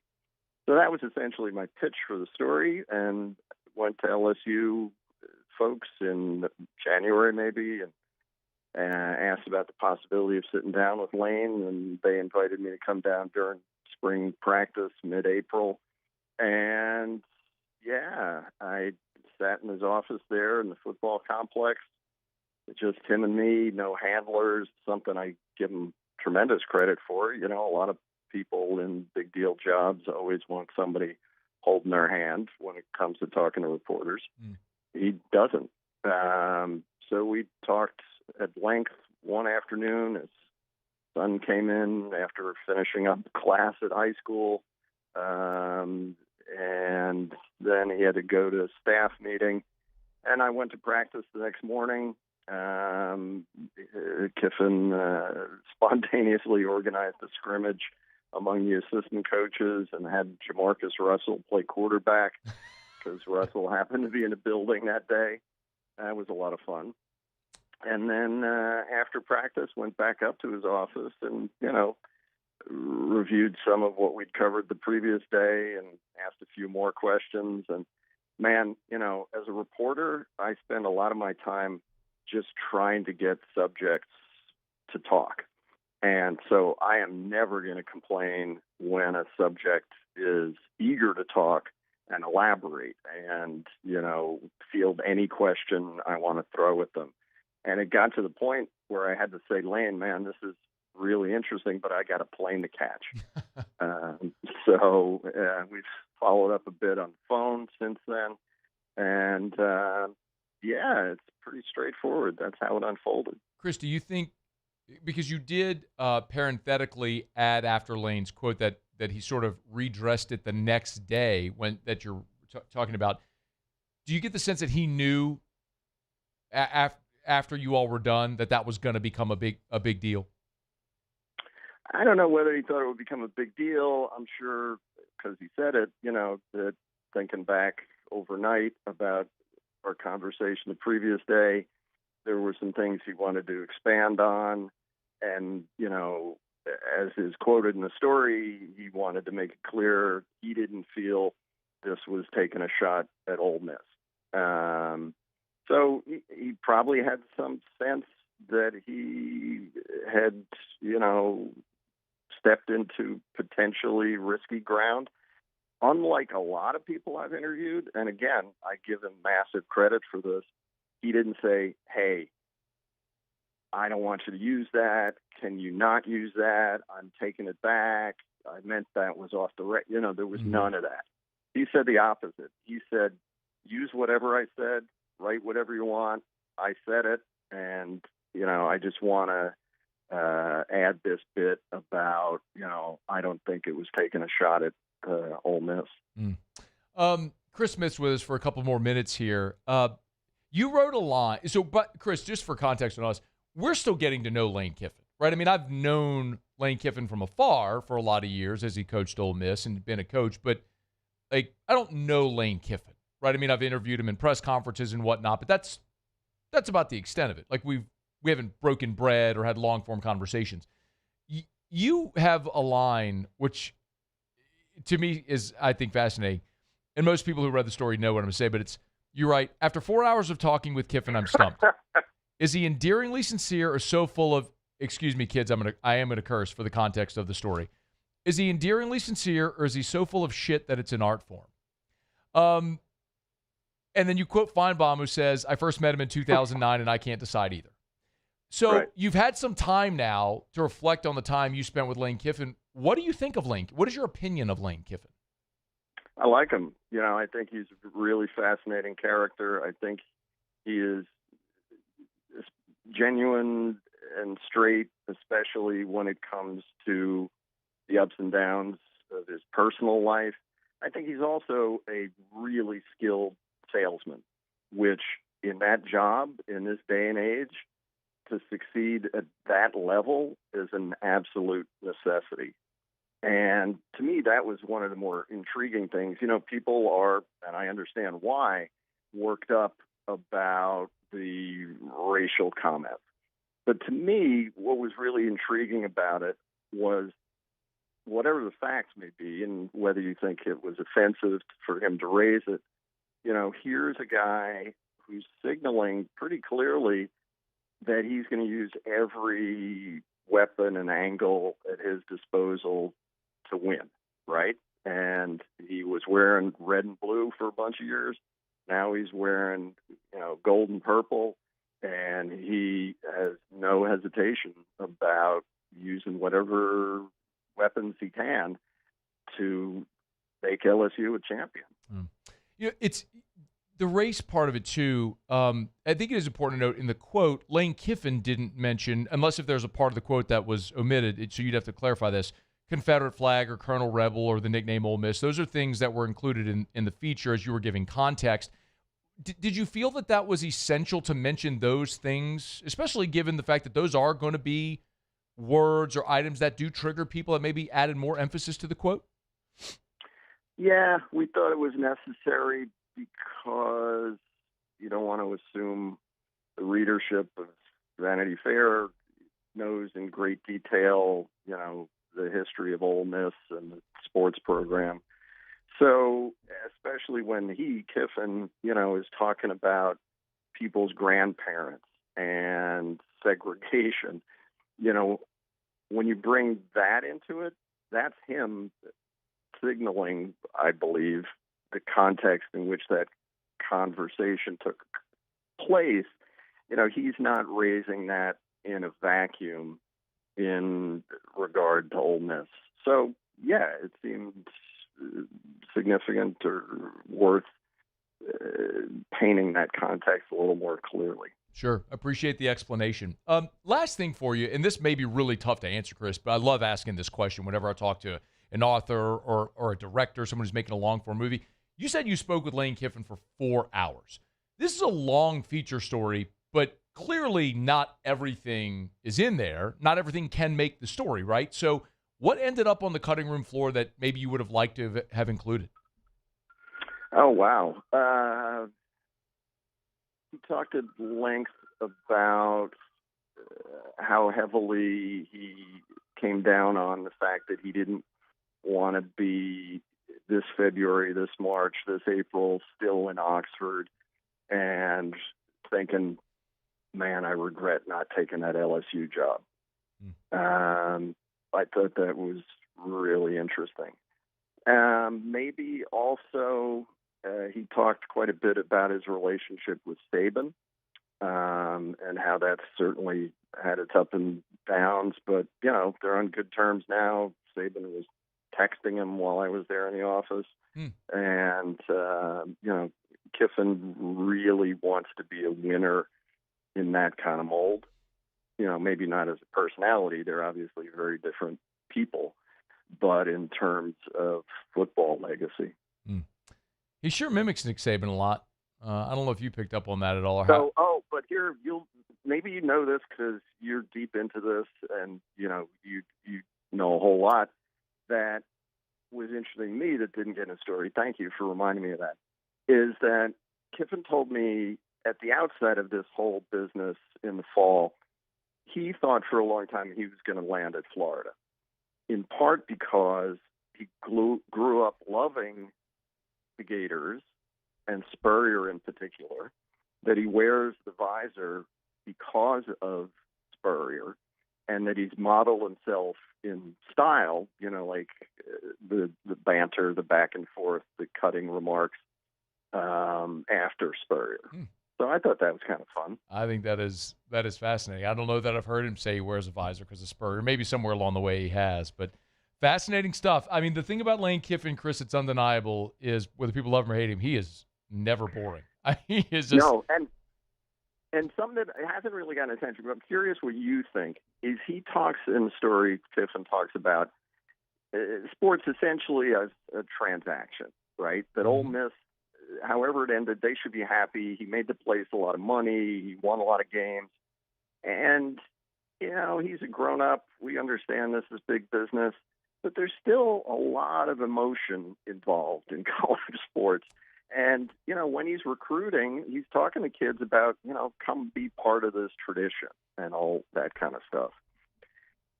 I wondered how that description of his, that this is all business, I wonder how that strikes people. I've said it many times, Chris, and again, in the limited experience that I've had with, the last 5 months, right, covering Lane Kiffin, he is a transactional person, not a relational person. And in a different era of college sports, I think being relational was so important in recruiting. Now, a lot of times it's highest bidder. So his transactional nature probably serves him very well at this place in this moment in college football. He's a fascinating guy, man. And I understand why a lot of people at Ole Miss are upset with him and will forever be. But he's a great offensive mind. That's undeniable. And he is a really, really interesting figure in college sports. Got to know a little bit more about him in your feature piece. Chris Smith from Vanity Fair. We appreciate the time, and thanks so much for, I know your phone's probably ringing off the hook, man. Thanks for picking up today and taking a few minutes. Appreciate you having me. Be well. You're going to have an interesting ride in Baton Rouge with Lane. Hey, man, it's great for business, man. I'm not complaining a lick. Thank you, Chris.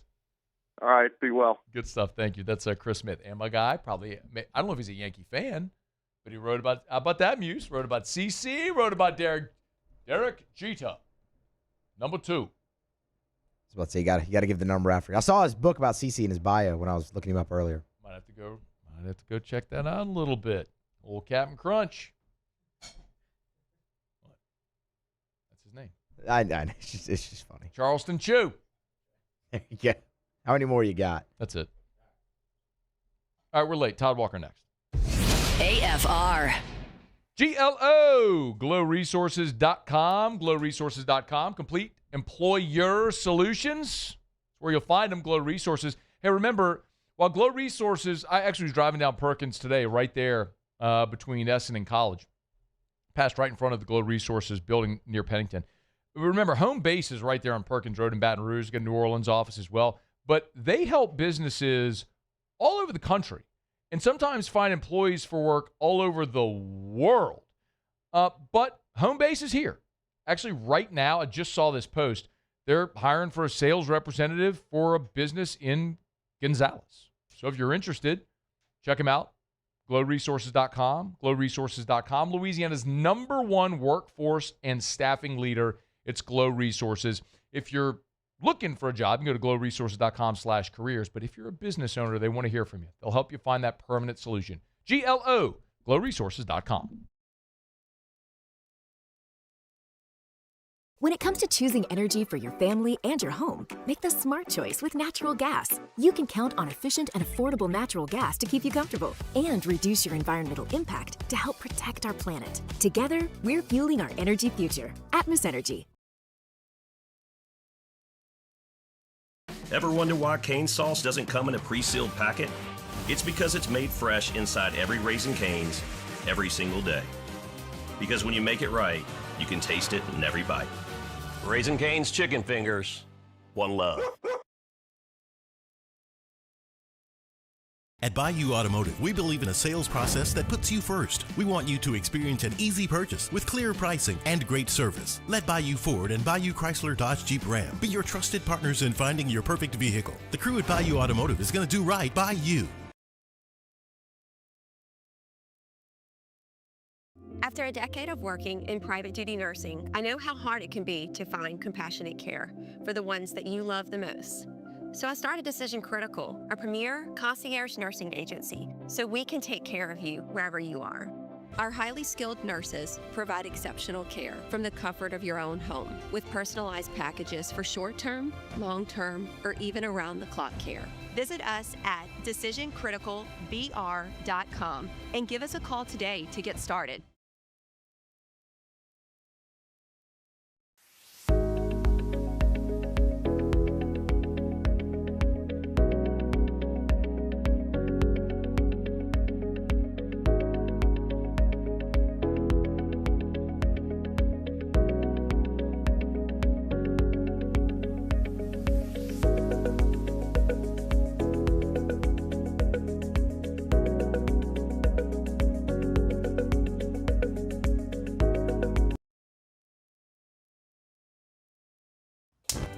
Looking for cleaner energy? Propane is energy for everyone.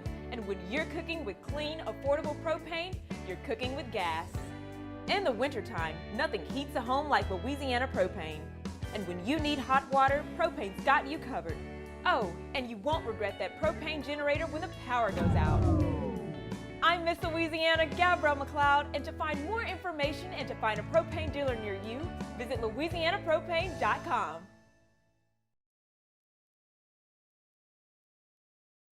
ED, low T, or simply seeking to optimize your health and performance?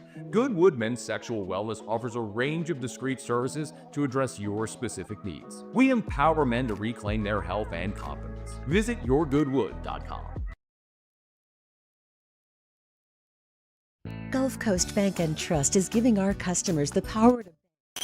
After further review, powered by Sunshine, your hometown John Deere dealer in Louisiana. What gets me? She thinks my tractor's sexy.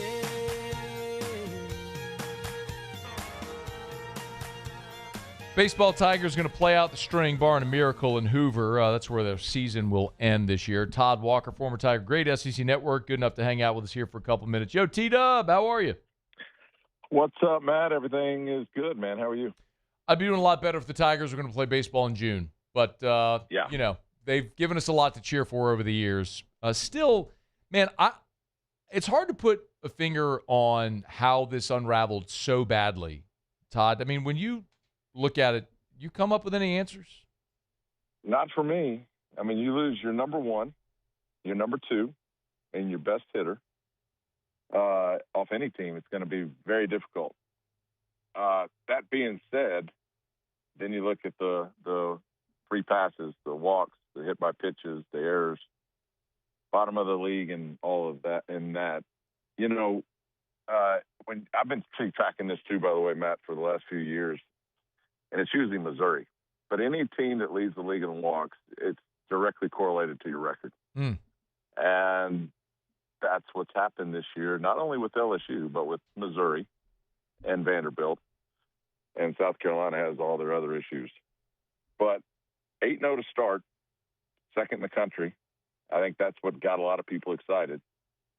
And then they went 21 and 24 cents. That being said, and I got one more excuse for them. They didn't play Missouri. Yeah. So if you put Missouri in there when instead of Mississippi State, who swept them, Ole Miss, who swept them, that's 3 more wins at home in Baton Rouge, you could assume. That's 12. They would have probably snuck in. But it wasn't pretty. Man. And, you know, look, I mean, the not being able to throw a strike was the main problem. You and I talked about this a few weeks ago, man, and ever since you said it, you went really detailed about pitch calling and 2-2 counts, and it was fascinating to listen to. And so I've been paying more attention to it even since we last talked. You got to watch LSU this weekend and call the game 2 in Georgia. I'm curious your observation just on that, because a lot of people are asking the question, Todd, like, how much blame for the pitching issues this year does Nate Yeskie shoulder? Where do you fall there? Like, what should we be looking at? The only active coach to be in Omaha with 4 different teams. He's won 2 national championships with Oregon State and LSU. So that's a fair question, and I think he would answer it fairly. And without going to him directly and attacking, I talked to him a lot this weekend. Nate Yeskie knows what he's doing. So what I think, he's asking kids to do stuff that they can't do. Not only that, I think he sees it in the bullpen. All right, 2-0 count, throw the curveball right here for a strike. And they do it. Enough to have confidence that when they go into the game that they could do it again. And they can't.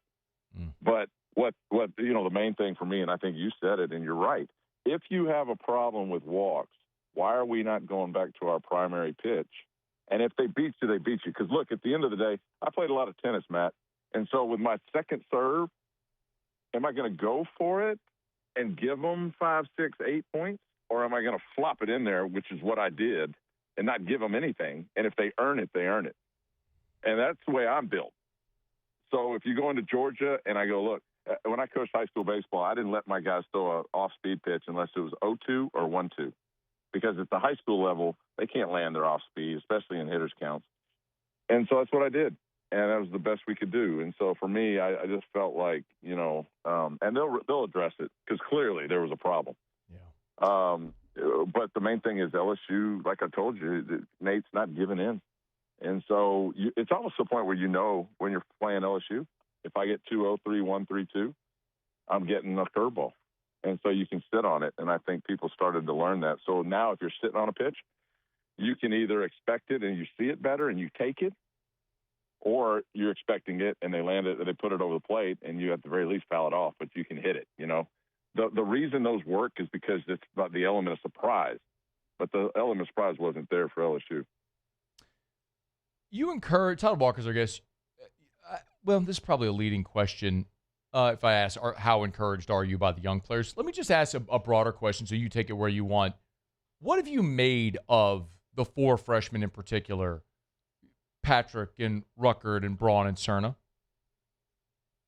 Well, Patrick and Ruckert were the 2 best players in the state of Louisiana last year. So they've got a little moxie, that when you come into – it is LSU. But if you have that stamped to your name, then, as a kid, I had that. I felt pretty good about myself, even though I was walking into a national championship team after 1991. And so for those 2 guys, Ruckert won 3 state championships with Catholic. And so I think, and the great thing about this year is they got a chance to play here at the end, and they'll roll right into next year. So if you're looking at next year's team, most of the staff is back. I think Cooper Moore might even be back, but he may go. Who knows? But they get Jason Evans back. Marcos Paz, they really like. I mean, he didn't pitch his senior year because of surgery, but Jay Johnson told us this weekend that if Marcos Paz did pitch his senior year, he wouldn't be with us. He'd be in pro ball. And that's how good they think Marcus Paz is. And then Guidry and Schmidt and Rizzi and Sheeran and on down the line. Lockenmeyer, I think, has some potential.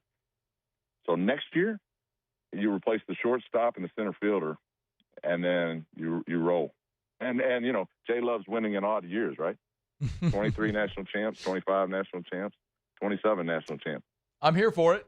Your lips to God's ears. Todd Walker is our guest. Hey, but Jay has also talked about how he may do things differently, building certainly the power numbers from their recruiting classes and developing internally. Todd, how do you suspect he may balance returning players and the portal this offseason? Less portal. And mainly because there's not I told you this before, and you know this. There's no Paul Skeens anymore. There's no, I think a lot of times when those type of players put themselves into the portal, it's just to get leverage with their own team.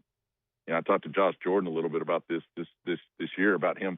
It's got to be tough for those guys. Because I heard them rolling names and ideas and thoughts around about, being in Omaha last year and having those 2 days before the national championship series and doing it all in recruiting. Is there a disadvantage to making it all the way to the end with the portal that only lasts through the month of, June or whatever? He's absolutely. Look at Ole Miss after 22, Mississippi State after 21. It's kind of like the Jerry Maguire thing, You didn't give me enough personal attention, so I'm going over here. And so that's a real thing. But I think for Jay, I think you heard him definitively say he's going to build from within, because that's Cade Anderson, that's Jake Brown. if there's a Paul Skeens or Tommy White out there, they'll try to get them, and I think LSU, above anybody else, has the best chance to do that. But back to what I was telling you, I think they were juggling 30 or 40 guys around at one time. Can you imagine? Yeah. Now it would be much less, where you have more personal attention to that recruit that we're trying to get on campus. And so who you put at short? I mean, remember, Stephen Milan played second base to start first year and then moved over there. So can Rucker do it? I don't know. But I think they're definitely going to be younger and try to develop from there. Let me throw a hypothetical. If there is a Gavin Keelan in the portal, Maui Ahuna, do you go sign that player for 1 year? Yeah, or do you go Ruckert, Klaus, something like that? One of your. Well, let me ask you this: if you stuck your hand in the fire and got burned, would you do it again? Yeah. Yeah. because Todd, I could also argue that this year. Please tell me if you disagree.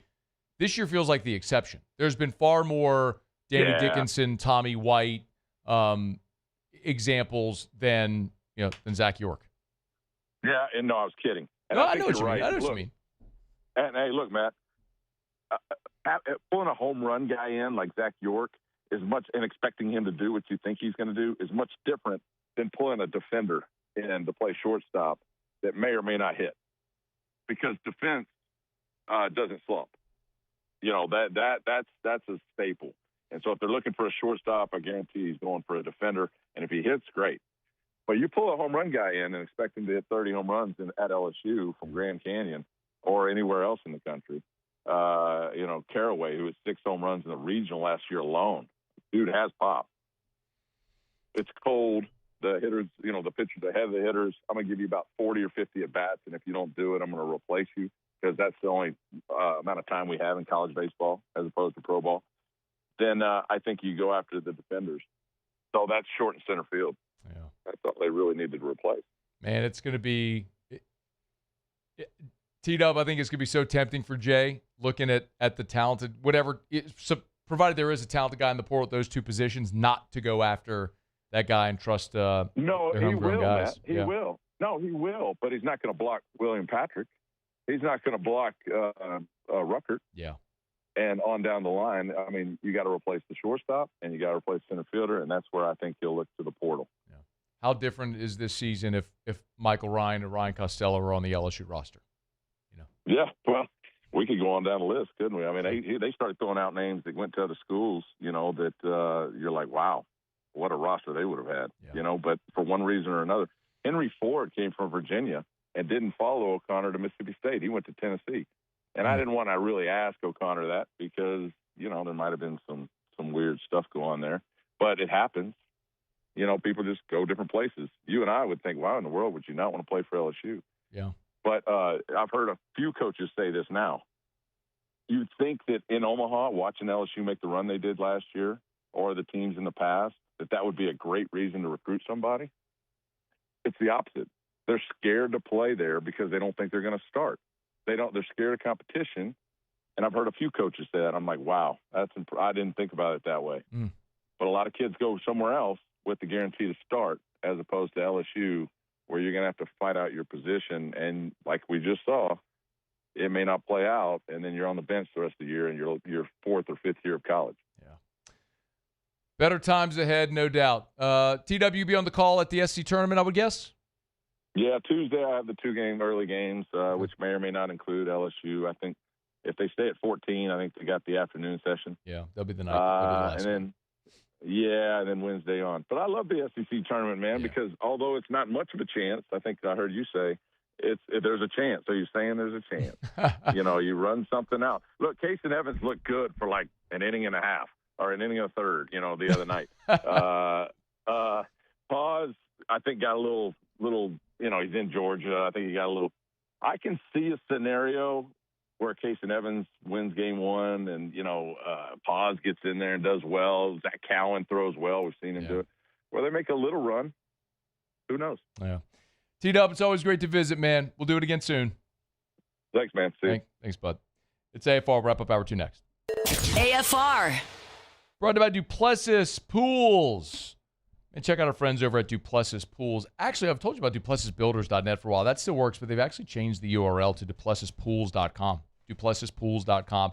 DuplessisPools.com. Pools, outdoor kitchens. They can even do your putting green. Really cool, man. You want to turn your outdoor area into your own backyard paradise, your outdoor oasis, the place that you want to spend all of your spring and summer days. I can tell you, for me and Erica, it's the best investment we made into our home, man. Drew loves to swim, and we love to be out there. It's great, not only during the spring and summer, but the outdoor kitchen, the fire pit area we have it's where we spend all of our time during the fall and the winter as well.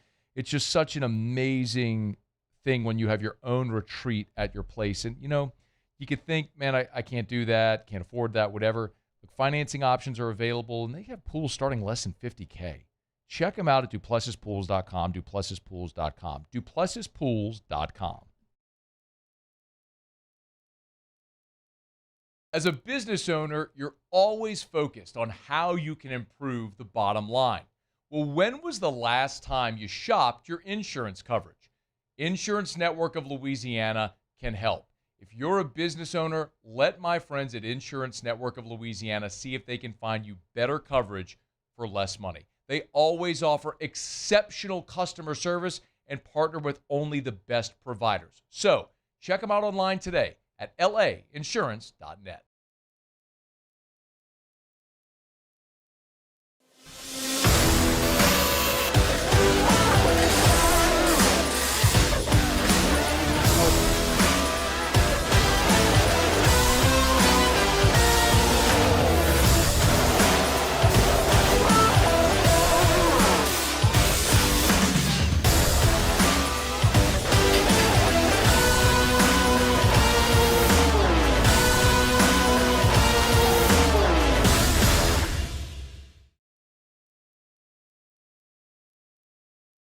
Looking for cleaner energy?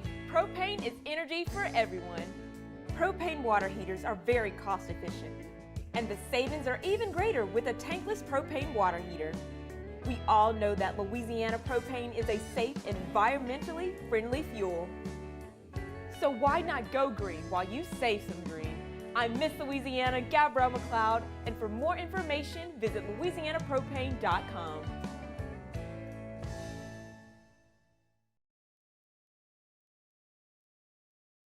If your office is experiencing performance issues like slow networks, jammed printers, or disappearing files, Advanced Office Systems may be right for you. With powerful IT solutions, print management, document imaging, and security systems, they help offices regain confidence naturally. Side effects may include uncontrollable efficiency, smoother workflows, and a sudden burst of office joy. Say goodbye to those emotional breakdowns in the supply closet and get back on track with Advanced Office Systems.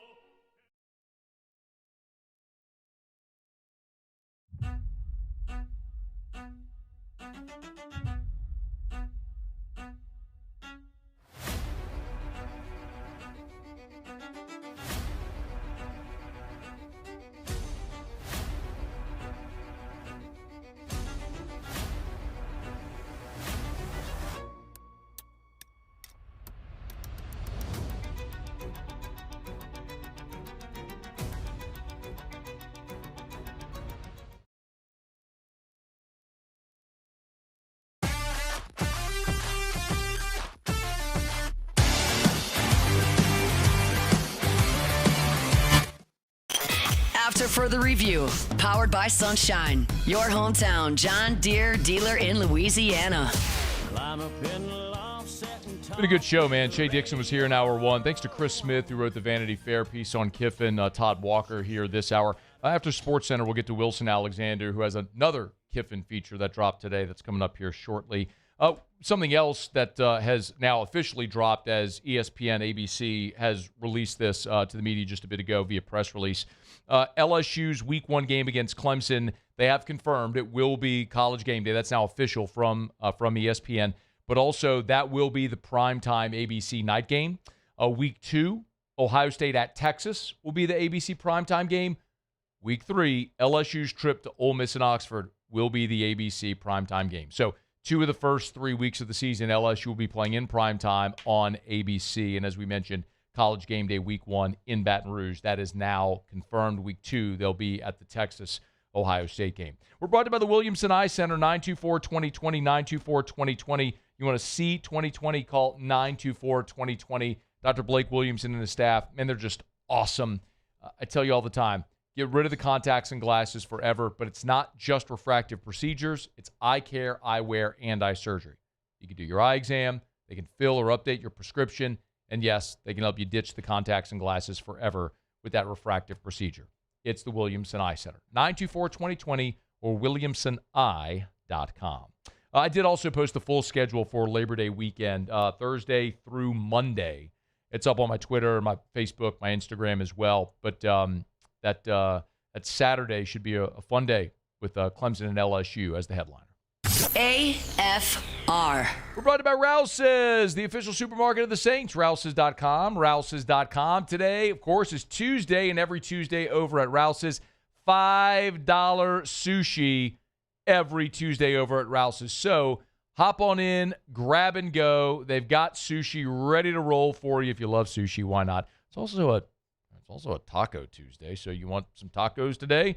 Go make it happen over at Rouse's. They are the official supermarket of the Saints with 76 locations from Lake Charles to Orange Beach and points in between. They've still got hot boiled crawfish as long as the season lasts. They've got live Maine lobster. Maybe you missed Mother's Day for whatever reason. You were out of town. Mom was out of town. You couldn't celebrate. You want to go celebrate tonight? How about some live Maine lobster from over at Rouse's? And look, you doing your grocery shopping? Check out the weekly ad. See how you can save. Always shop those Rouse's branded products. Make sure you support local. Rouse's. This feels like home.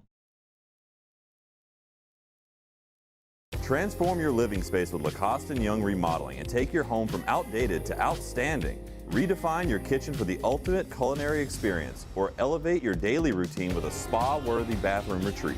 Our skilled team brings 3D modeling to life to ensure your vision becomes a reality. We believe luxury should be accessible and offer tailored solutions to fit your budget without compromising quality.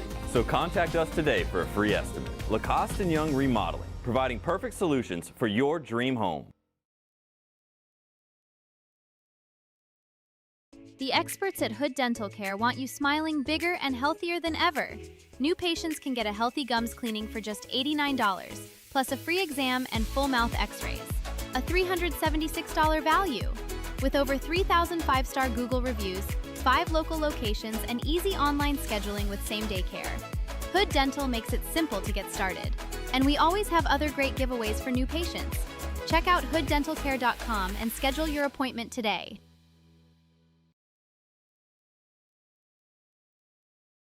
It's not easy to be a champion. It's built from every swing, pitch, and game all season long. In the grind, the focus, and in the recovery. FMOL Health, Our Lady of the Lake experts provide best-in-class care for our state's world-class athletes. Because it takes a champion to care for champions. I trust the lake to keep me at my best. From championship athletes to everyday champions, trusted care starts here. Gulf Coast Bank and Trust is giving our customers the power to bank anywhere, anytime during this challenging event. And we're right there with you. Our mobile banking app is a smart way to manage your money and time. Gulf Coast Bank and Trust, the bank that cares about you. Raising Cane's Texas Toast is a thick slice of bread, garlic butter spread, grilled to golden perfection, and made to order just for you. Because when you make it right, you can taste it in every bite. Raising Cane's Chicken Fingers. One love.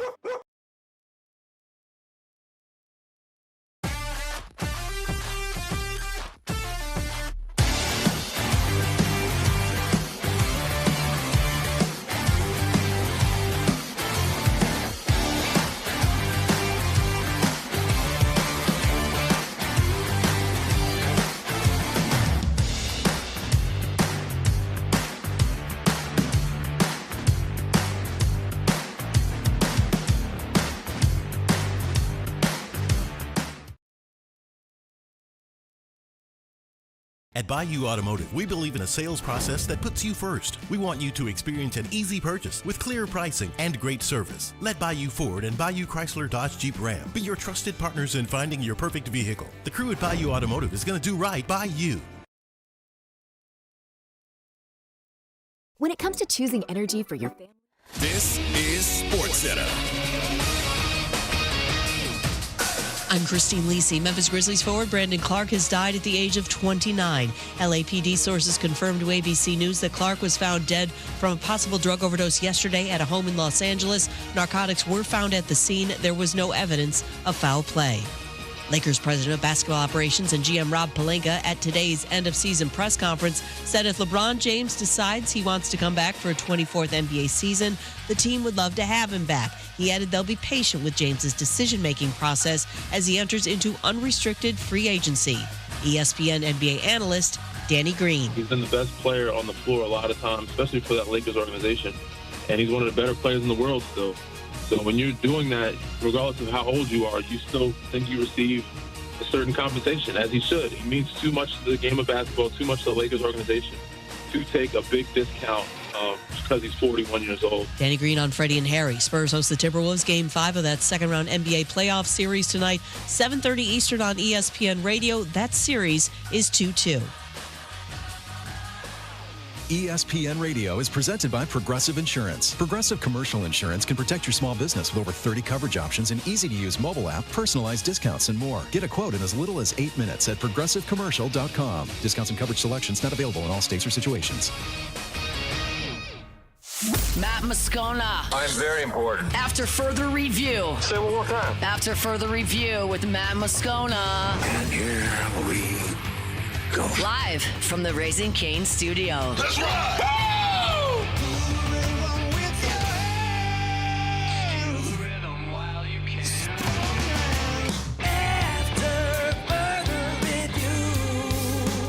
Hour 3, off we go. Welcome aboard. Glad you're with us. AFR, powered by Sunshine, your hometown John Deere dealer in Louisiana. I'm Matt. This is Shaq O'Neal, and I hate Matt. Paul O'Neal. They're chanting Paul O'Neal's name.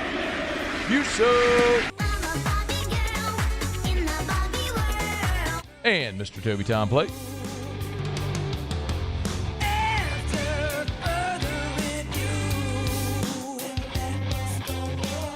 All right, we're here. Glad you are as well. It's 5 o'clock, quitting time. Glad you're driving home with us. Lane Kiffin's profile in Vanity Fair certainly got a lot of people's attention on Monday. The author of that profile, Chris Smith, was with us just about 45 minutes ago, if you want to catch up on that conversation. Well, the comment that garnered the most attention was the comment Lane Kiffin made about maybe having trouble to recruit black athletes to Mississippi.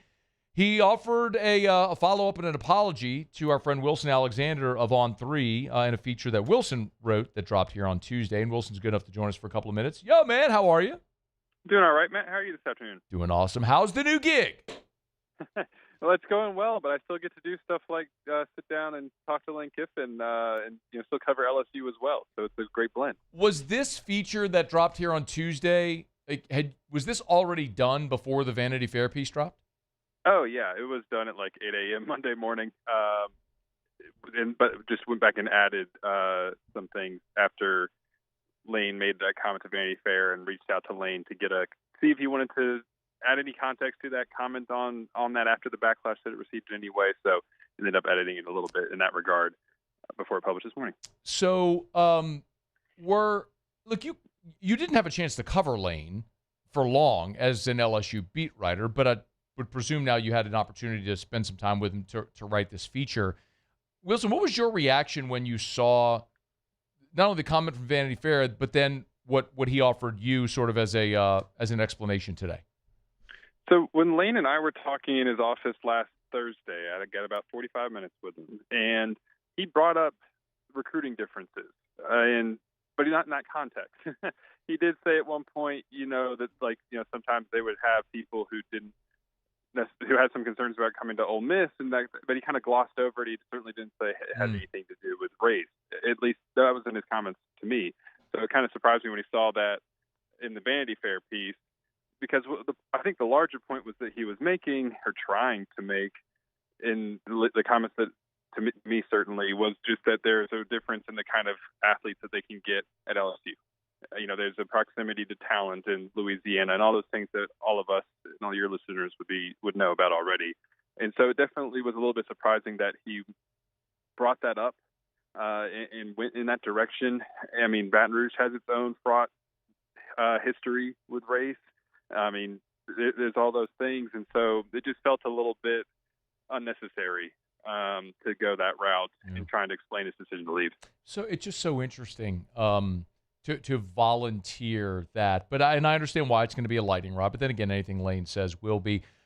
Wilson, I didn't think, however, that was the most interesting part of your story. I thought the quote in the third graph, it's the first quote that you wrote, was the most interesting piece of this. And it's when Lane Kiffin said, quote, "I know this will show for me being the right decision," meaning coming to LSU. It may not be this year because everybody's going to want to compare the two places and everything like that. It'll show in year 2 or 3. It's going to show that we have the same systems. We have all the stuff, that we brought it here, combined it with the branding of LSU, the ability to sign elite high school players. That will show. It may not be next year, but this wasn't a one-year decision. Is Lane Kiffin tilling the soil for pumping the brakes on expectations in year 1 in Baton Rouge? A little bit, especially compared to what Ole Miss might be able to accomplish next season. He knows that they have Trinidad Chambliss and Keywan Lacey returning. He referred to them, this didn't end up in the story, but he referred to them as two of the most dynamic offensive players in the entire country. Like, he knows that Ole Miss is bringing back some good players, specifically those two. And so he's very aware of the fact that everybody's going to be comparing what LSU does to what Ole Miss does. And so I think he is trying to maybe lay the groundwork a little bit for Ole Miss could end up having a better season. And also the fact that, this is kind of a continuation of him tamping down expectations too, right? Like, I remember in his first spring practice press conference, he kind of tried to do that. Mm-hmm. But that's kind of impossible when you've spent more than $40 million on the roster and LSU is really all in this year on trying to get to the playoff. He can try that all he wants. It's just probably not going to happen, but that is sort of what I read his comments to be like. There is no doubt. It's almost as if he would have been better served not going all in on this roster the way that they did, if that were the expectation, to sort of pump the brakes. But that feels like an impossibility. On the other side, then, if you try to pump the brakes and then you do go to the playoff, you can kind of spin that too. Sure. It's he's a fascinating guy, man. Look, you covered Ed Ogeron, you covered Brian Kelly. Now you've gotten at least to talk to Lane Kiffin. What has been your read or perception in whatever small amount of time, or maybe a lot of time, that you've gotten to spend with Lane? So this is my first time meeting him and having any sort of extended conversation with him. And so I think I'm in the same boat as a lot of people in Baton Rouge. So, I'm still kind of figuring this guy out. Yeah. What I've sort of figured out so far is he is so aware of the conversation going on about him, and he really wants to be in the middle of it. It took me by surprise when I'm looking over his shoulder, and there's a bobblehead of him as the Tennessee head coach and an ornament of a miniature bottle of French's yellow mustard in his office. Can you? Who wants that? But he doesn't mind. He doesn't mind. He has this reminder of a night that 100,000 fans were so angry at him right there in his office, and he just doesn't seem to mind that kind of situation happens. That stuff seems to follow him. That's maybe one of the things that I've learned right off the bat. Do you believe, and this is completely speculative, this is just your opinion, you can answer whatever you want. Do you believe his apology is sincere?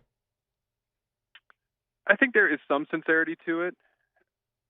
At the same time, he sort of, in his comments to me, he sort of continues to kind of double down a little bit, right? Like, he's still sort of saying, like, this is something that the Ole Miss pushed against when he was there, that they were having to try to battle against that.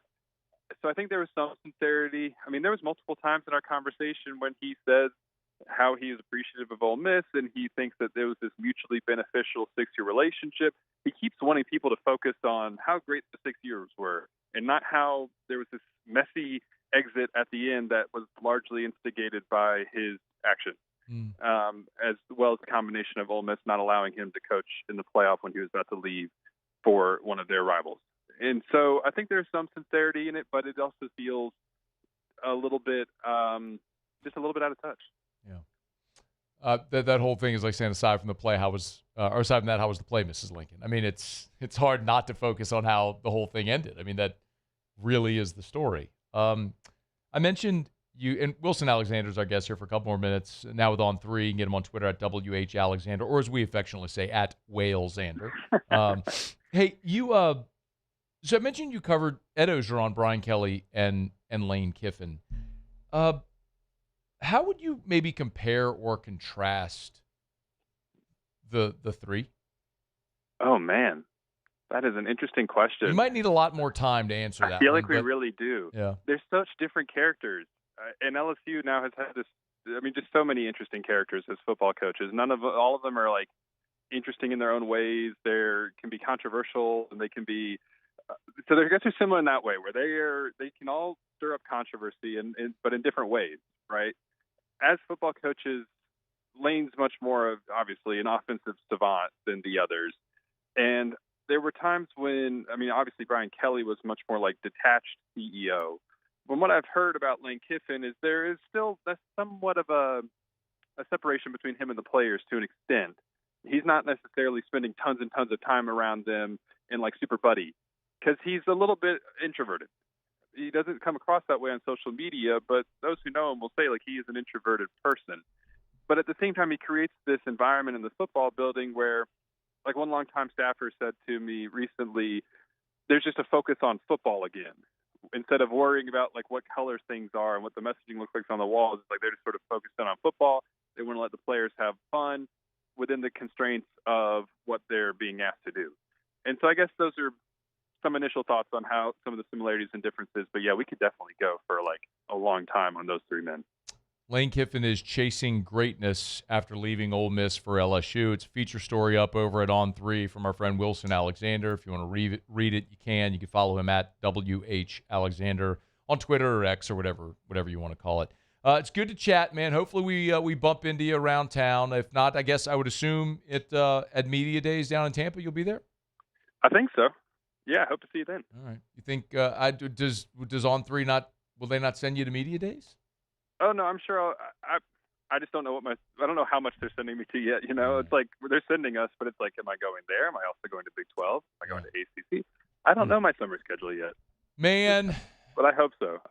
Lane Kiffin's going to be at Media Days, so I would imagine that every national college football writer is going to be at Media. It's going to be at right. SEC Media That's Days. Right. Wilson Alexander, thanks, man. It's great to catch up. Thanks for the time. I appreciate it, Matt. You have a good afternoon. You do the same. It's our pleasure. Wilson, happy for it, man. Got a gig at On3, national college football writer, and certainly deserving. He's one of the best. So it's also interesting. Let me break some time, and I'll follow up on that. We are brought to you by First South Farm Credit, firstsouthland.com, firstsouthland.com. Thinking of buying land, your first call should be to First South Farm Credit, firstsouthland.com. Our Tuesday shows are powered by Sunshine. If you're a farmer, you're buying farm land, you need farm equipment, they can help you finance your farm equipment as well over at First South Farm Credit. But whether you're buying the 1,000 acres for agriculture, maybe you're hunting camp in Texas or Mississippi, that recreational property, maybe it's a place up in Idaho or 1,000 acres in Montana, whatever you want. They can help you buy land anywhere in the lower 48, or maybe it's just a situation where you live in New Orleans, but you want to work in the city but have the rural lifestyle. Maybe move to the North Shore. They got the office there in Tangipahoa. In a meet, you can buy that land in St. Tammany or in Tangipahoa, live the rural lifestyle, commute into the city to work. So many options, and First South Farm Credit makes it happen. FirstSouthland.com, FirstSouthland.com. Thinking of buying land? Your first call should be to First South Farm Credit, FirstSouthland.com. Let me react to that, Wilson's thoughts on Kiffin when we come back. And if you have a thought, I'd love to hear from you as well. You can always email us, tweet us, or text. You can text 225-396-4400, 396-4400, 396-4400, or, of course, 225-499-1045. Lots of ways you can get involved in the show. Let me knock out a quick break. We'll continue here on AFR. After further review. If you're thinking about selling your home, why on earth would you call anyone other the realtor that sells more homes than anyone? Well, that's Darren James. We'll give you Darren's cell. 335-7666, 335-7666, 335-7666, or agent225.com. You know, the number one complaint the National Association of Realtors gets? Hired a realtor, listed my home, never heard from him again. It's the number one complaint from the National Association of Realtors. With Darren James, you literally never have to worry about that. Darren's got a communication guarantee. If at any point, you hire Darren, if at any point you're not thrilled with the communication, the level of service, boom, fire him, let you out of the contract, free and clear, no questions asked. But you know what?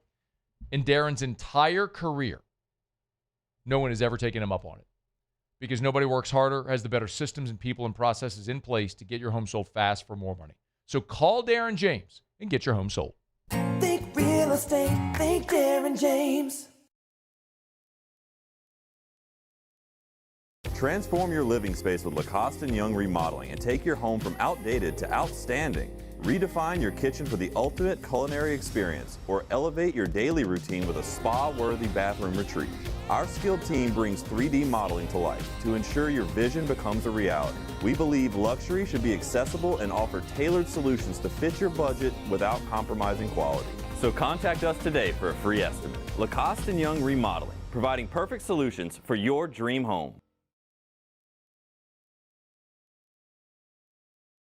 After a decade of working in private duty nursing, I know how hard it can be to find compassionate care for the ones that you love the most.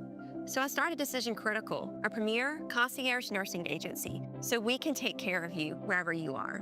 Our highly skilled nurses provide exceptional care from the comfort of your own home with personalized packages for short-term, long-term, or even around-the-clock care. Visit us at decisioncriticalbr.com and give us a call today to get started. As a business owner, you're always focused on how you can improve the bottom line. Well, when was the last time you shopped your insurance coverage? Insurance Network of Louisiana can help. If you're a business owner, let my friends at Insurance Network of Louisiana see if they can find you better coverage for less money. They always offer exceptional customer service and partner with only the best providers. So check them out online today at lainsurance.net. Hey, it's Matt Moscona. Look, back pain can sideline you from the things you love. That's why I trust Dr. Kevin McCarthy and the team at the Spine Center of Louisiana. Dr. McCarthy doesn't just treat symptoms. He gets to the root of the problem. From advanced injection therapy to minimally invasive surgery, they've got the expertise to get you back in the game. With 5 locations across Louisiana, including right here in Baton Rouge, quality care is close to home. Call the Spine Center of Louisiana or visit spinecenterla.com. At Auctioner, we know healing is a team sport. That's why we've partnered with world-renowned orthopedic surgeon Dr. James Andrews to create the Auctioner Andrews Orthopedics and Sports Medicine Institute. Whether you're a professional athlete or a weekend warrior, our team of specialists are dedicated to getting you back in the game. So whatever your reasons are for reaching your personal best, we've only got one: you. Auctioner Andrews Institute. Long live you.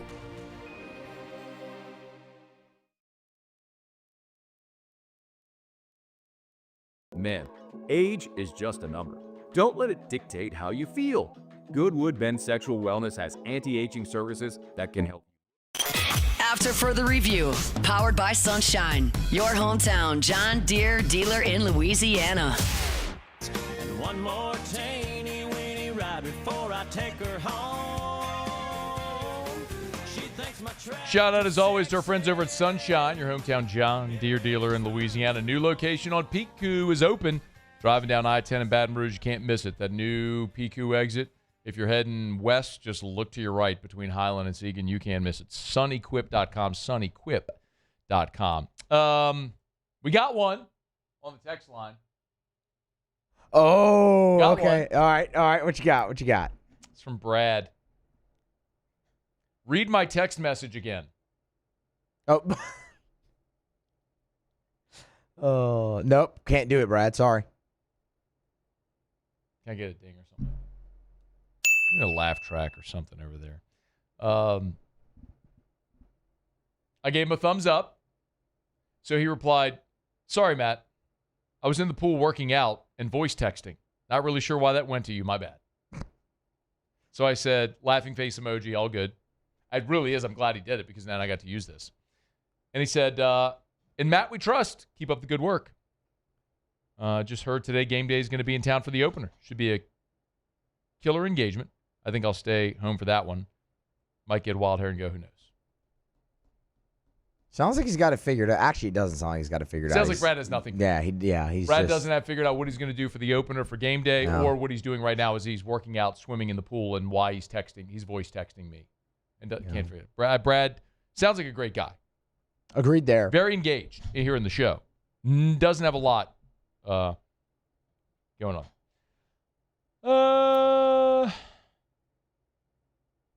Chris Marler just did a graphic for the primetime games. And for LSU Ole Miss, he's got the LSU white helmet. I think I might fire him for that. I'm texting right now. Change it to the gold helmet or you're fired.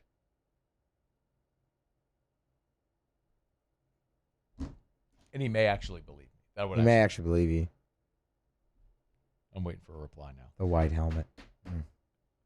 He's going to hastily change that helmet. All right, it's after further review.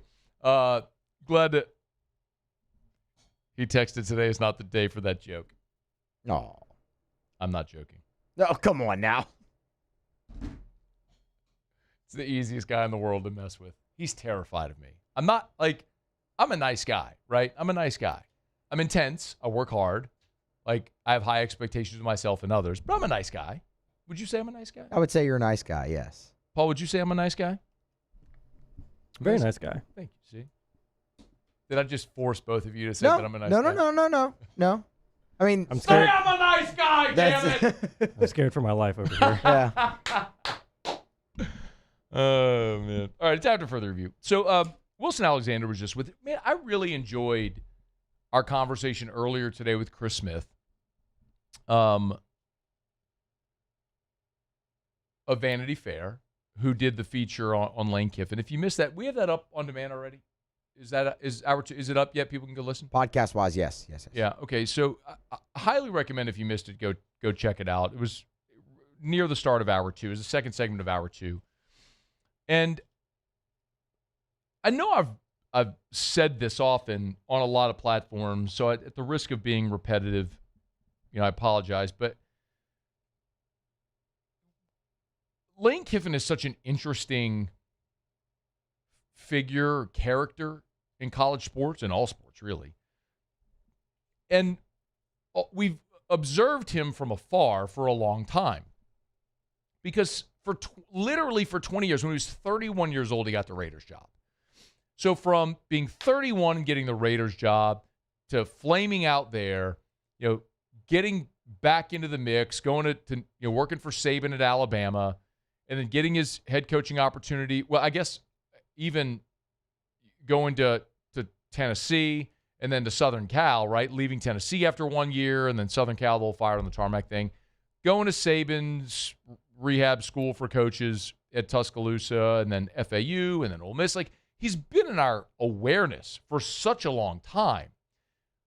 But we don't really know Lane Kiffin. And so it's been fascinating, I think, to get a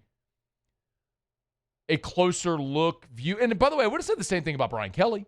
Brian Kelly was a head coach at Notre Dame for more than a decade. That's a very high-profile job. He had some great seasons at Cincinnati. And so Brian Kelly was sort of a guy that was notorious, angry, yelling, red-faced. I mean, that was always my perspective of Brian Kelly, just from afar. I didn't know Brian Kelly at all. Never had a conversation with him. As I got to know him covering his LSU program, I had a much different opinion of Brian Kelly as a man, as a coach, all that stuff, than I would have just as a casual, distant observer watching Notre Dame games on TV and Brian Kelly yell and all that sort of stuff.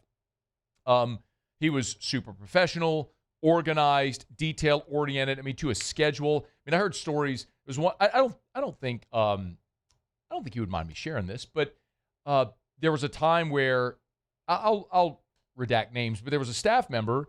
So Kelly was in a meeting, and he had an interview coming up, like a TV interview, and there was a staff member who was supposed to get him in time for the interview. Well, the meeting was running long, and the staff member didn't want to interrupt Kelly's meeting, And so he ended up being late for this TV appearance.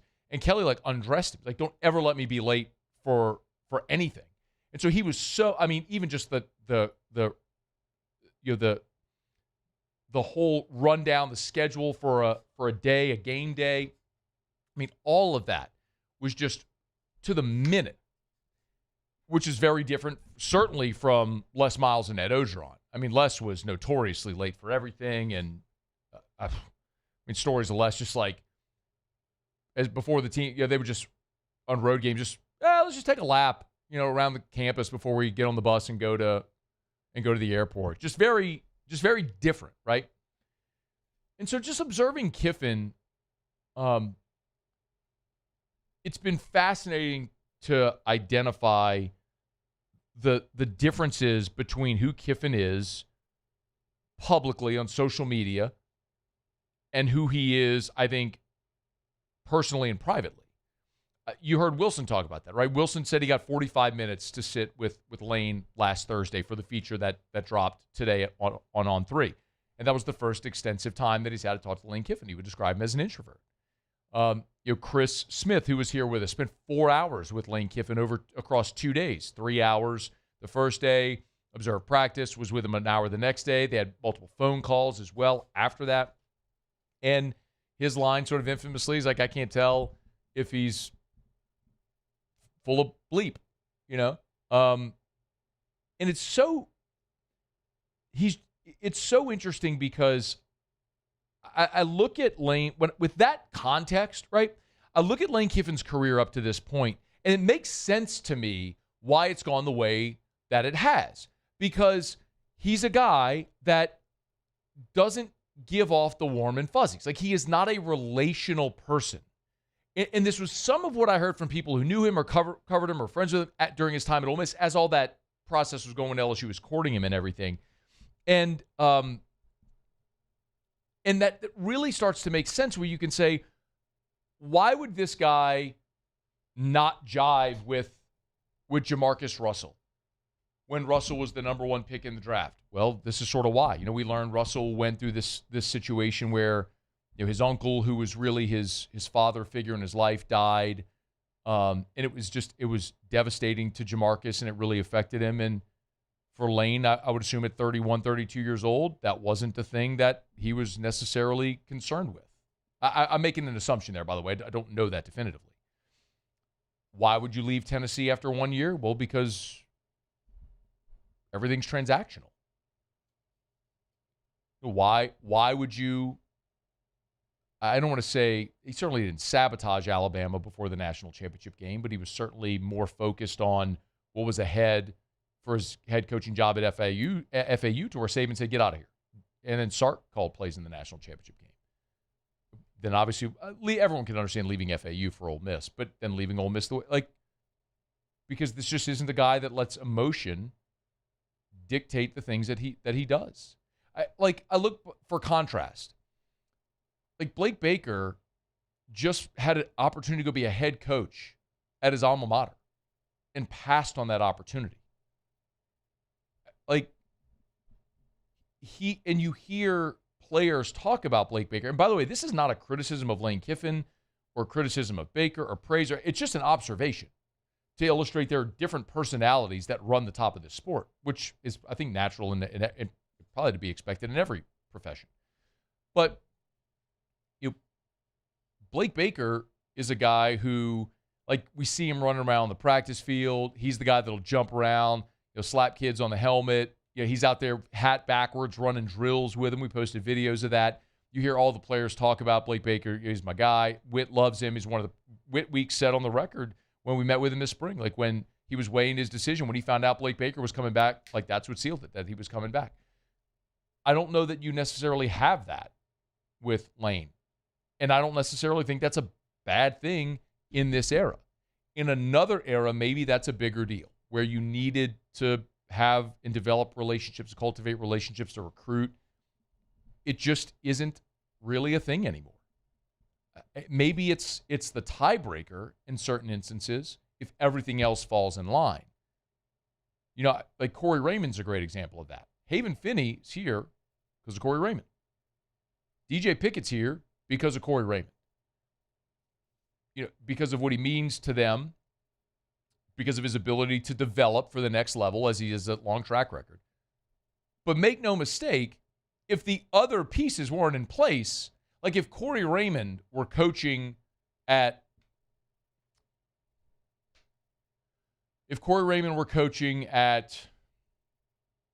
what would be an example of a place that doesn't have a great NIL budget or history? Wake Forest. If Corey Raymond were coaching at Wake Forest, DJ Pickett's not going to Wake Forest. Does that make sense? Like, all the things have to line up, and then the relationship can maybe be the tiebreaker, the thing that creates the tipping point.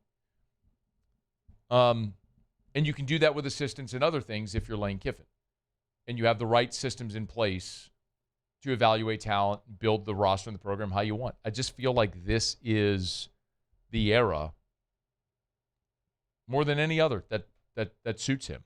And he may not be a guy that a lot of people like. I mean, he's clearly been vilified in college football.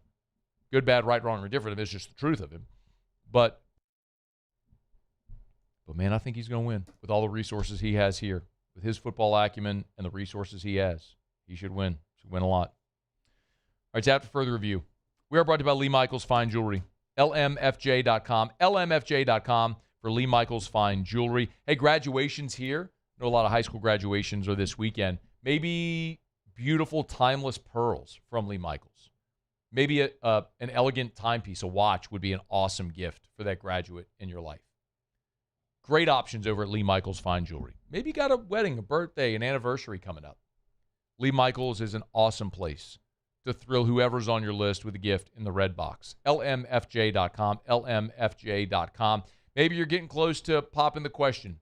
When you start doing your shopping for that forever symbol of your love, you need to go to one place, Lee Michaels Fine Jewelry. 9 locations in all, Baton Rouge, Lafayette, New Orleans, Shreveport, online at LMFJ.com, LMFJ.com for Lee Michaels Fine Jewelry. All right, y'all, it is after further review. Been a good show, man. We're glad to have you hanging out with us here. Jimmy will be here in 15 minutes for Auto Locks. When we come back, we'll switch quickly to the NFL. Got some updated Coach of the Year odds for Kellen Moore, including one outlet that thinks he's going to win it. We'll get to that as we continue. Stay here. It's AFR. After further review. Not too late to call River City's 1 Hour Air for your preseason AC tune-up. It's still just May, but it's 83 degrees right now. And the triple-digit temps and the heat indexes are coming. So if you haven't done it yet, call River City's 1 Hour Air. I give you this analogy all the time, but it's the best thing I can think of. You wouldn't go drive across the country without getting your oil changed to make sure your car's in tip-top shape. You should not go through the summer in Louisiana without making sure your AC is running efficiently. It could be small issues that become very big, very expensive issues. It could just be that standard maintenance to make sure it runs efficiently and you extend the life of your unit. Because replacing an HVAC is not fun. So why wouldn't you want it to last as long as possible? Preventative maintenance matters. That's what this is. They'll save $30 off that system repair when you mention the Moscona special at River City's 1 Hour Air. 752-0001, 752-0001. At Bayou Automotive, we believe in a sales process that puts you first. We want you to experience an easy purchase with clear pricing and great service. Let Bayou Ford and Bayou Chrysler Dodge Jeep Ram be your trusted partners in finding your perfect vehicle. The crew at Bayou Automotive is going to do right by you.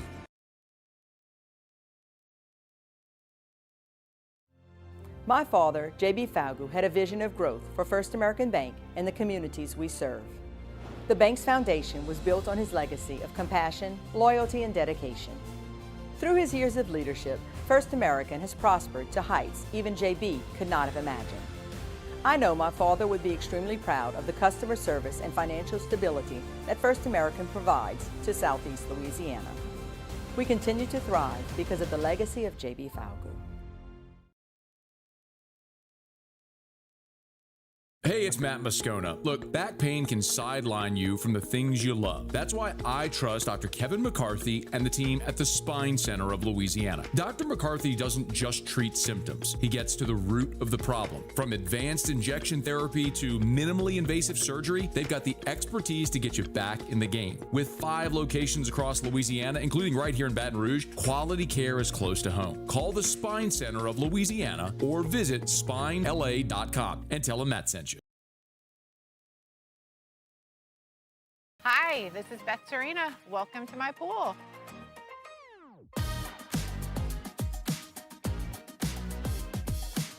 The first time I saw this beautiful pool, it exceeded every expectation that I had. They were able to get everything we wanted in this pool. It is a beautiful pool. We live out here. We eat out here. We watch TV out here. This is like our living room outside. We love this pool and everything about it. When we decided to build our pool, we called a great friend who is one of the best pool builders in the country in North Louisiana, and we said, who would you choose to build a pool in Baton Rouge? And without a hesitation, he told us Russell Pools. He said their history, tradition of great builds, great pools was unmatched. So of course, who did we call? Russell Pools. The advice I would give to anyone looking to build a pool is first call Russell Pools. They'll do an incredible job. It'll be incredibly organized. It'll be time efficient, and you will have your pool in no time.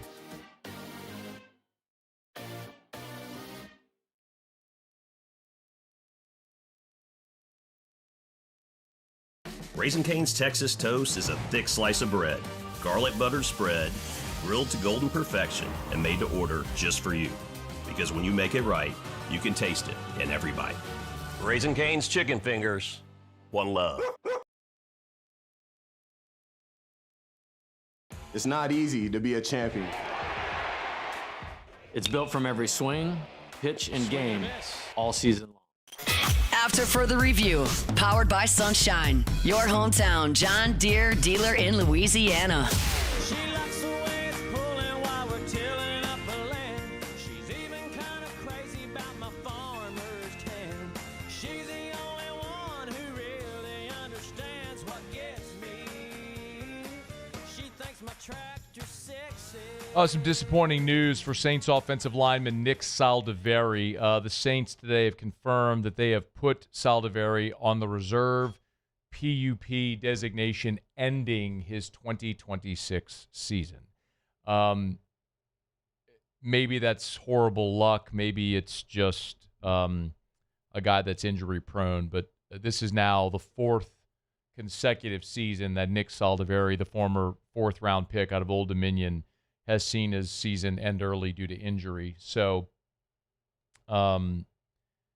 last year, Saldiveri was injured in training camp, so his season ended in early August before the season even started. And this is probably the end of Nick Saldiveri's time in New Orleans as a 2023 draft pick. This is the 4th year of his rookie deal, the final year of his rookie deal, and each now of those seasons has ended before they started. He didn't play a year ago. He won't play this year. So it is just it's likely that Nick Saldiveri is done in New Orleans. It may also speak to the right time to draft Jeremiah Wright. No pun intended. But taking the Auburn offensive lineman, and then Alan Herron as well as a rookie, and then adding David Edwards, you sort of fortified that interior. So when you look at Will Clapp's retirement, Nick Saldiveri injured again, your interior offensive line depth takes a hit. So Landon Young obviously is no longer with the Saints. So you look at the interior of your offensive line, and you've got Eric McCoy back off of injury. Cesar Ruiz is still there. You signed David Edwards.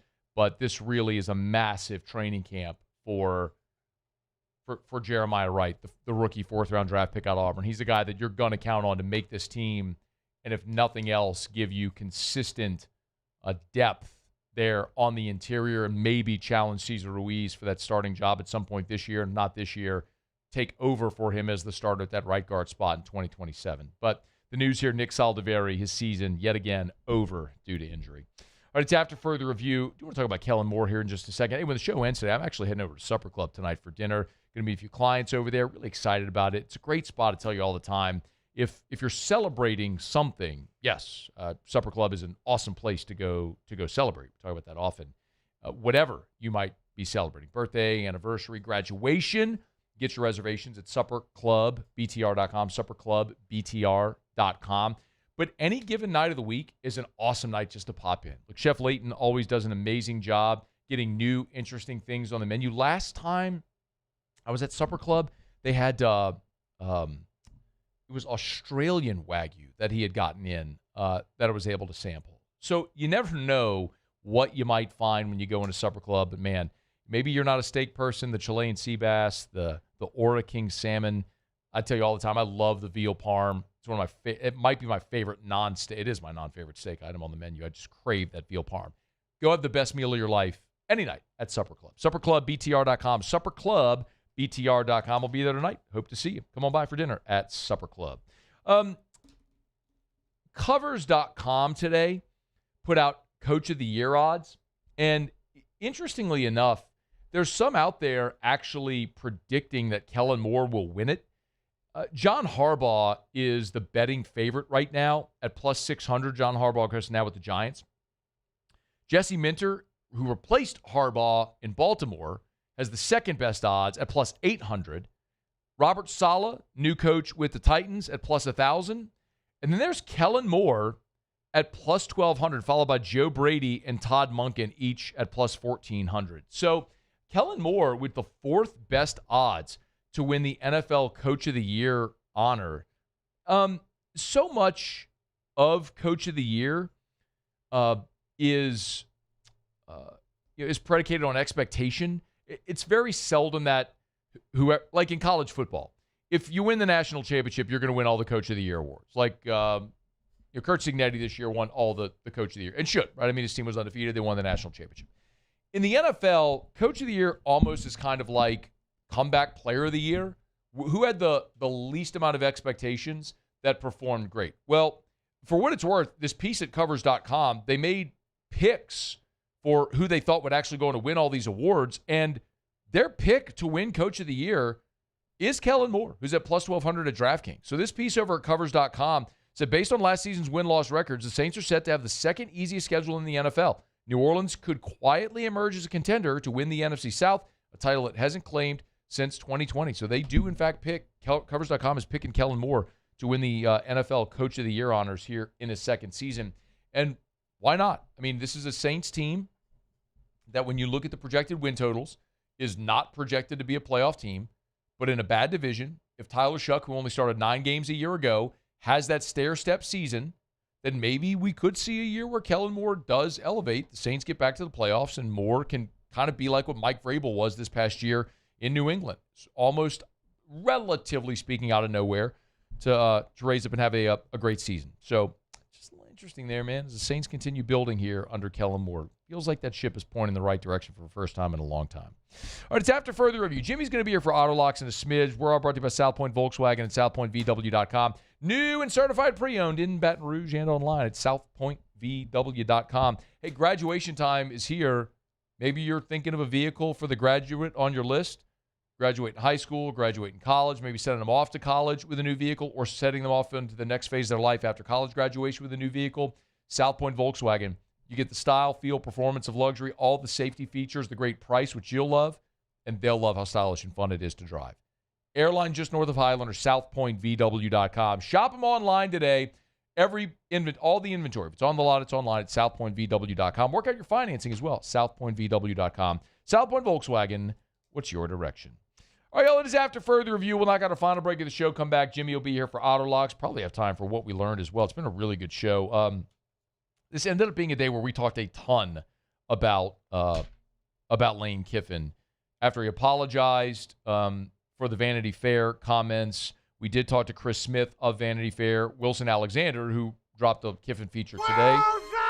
We had Wilson on the show. Great convo with Todd Walker last hour about LSU baseball and how Jay Johnson goes about reworking the roster. The fascinating part of that convo is going to be, Jay has said they're going to lean more heavily on their high school recruits and developing in-house. The temptation to go into the portal and sign great players is going to be there.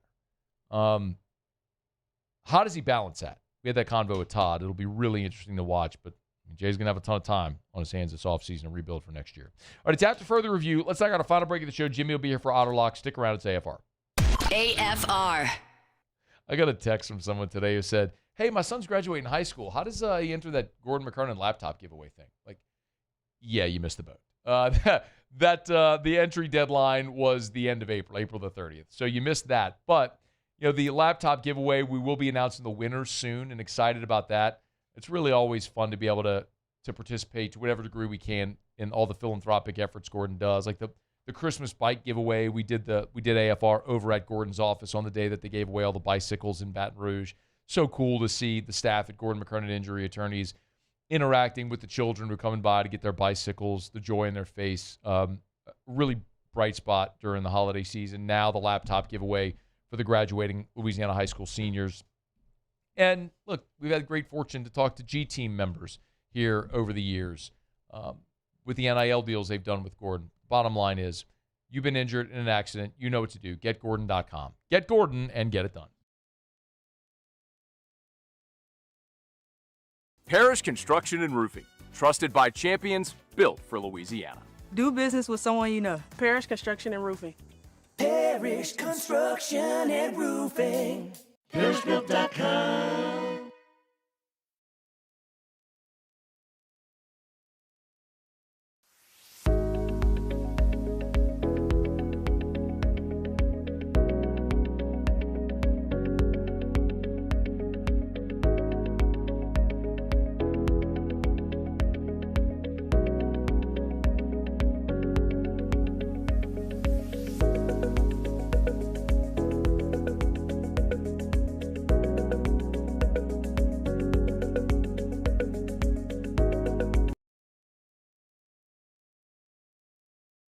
Hey, it's Matt Moscona. Look, back pain can sideline you from the things you love. That's why I trust Dr. Kevin McCarthy and the team at the Spine Center of Louisiana. Dr. McCarthy doesn't just treat symptoms. He gets to the root of the problem. From advanced injection therapy to minimally invasive surgery, they've got the expertise to get you back in the game. With 5 locations across Louisiana, including right here in Baton Rouge, quality care is close to home. Call the Spine Center of Louisiana or visit spinela.com and tell them Matt sent you. At Sunshine, your hometown John Deere dealer, we know you deserve value when you purchase equipment. Right now, take advantage of the powerful 3025E tractor for just $297 a month, with 0% financing for 72 months. Tractor packages with a trailer also available. Whether you're tackling land, property, or projects, get your job done. Don't wait. This offer ends June 30th, 2026. Some restrictions apply. Visit sunequip.com or stop by a Sunshine location today.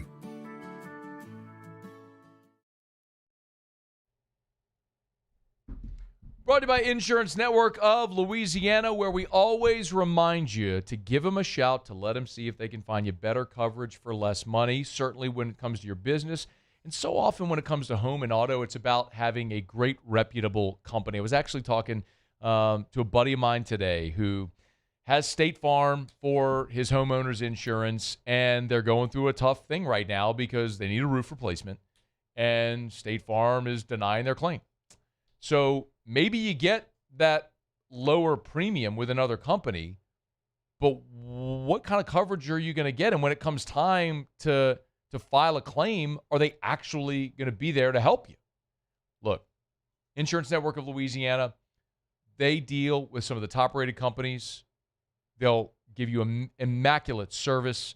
It's worth having them shop. Give them a buzz at 293-0450 or lainsurance.net. After further review, powered by Sunshine, your hometown John Deere dealer in Louisiana. Down the stretch we come. Final segment here on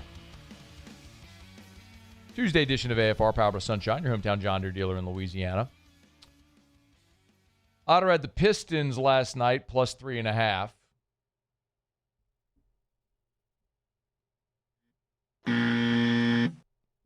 Let's try it again.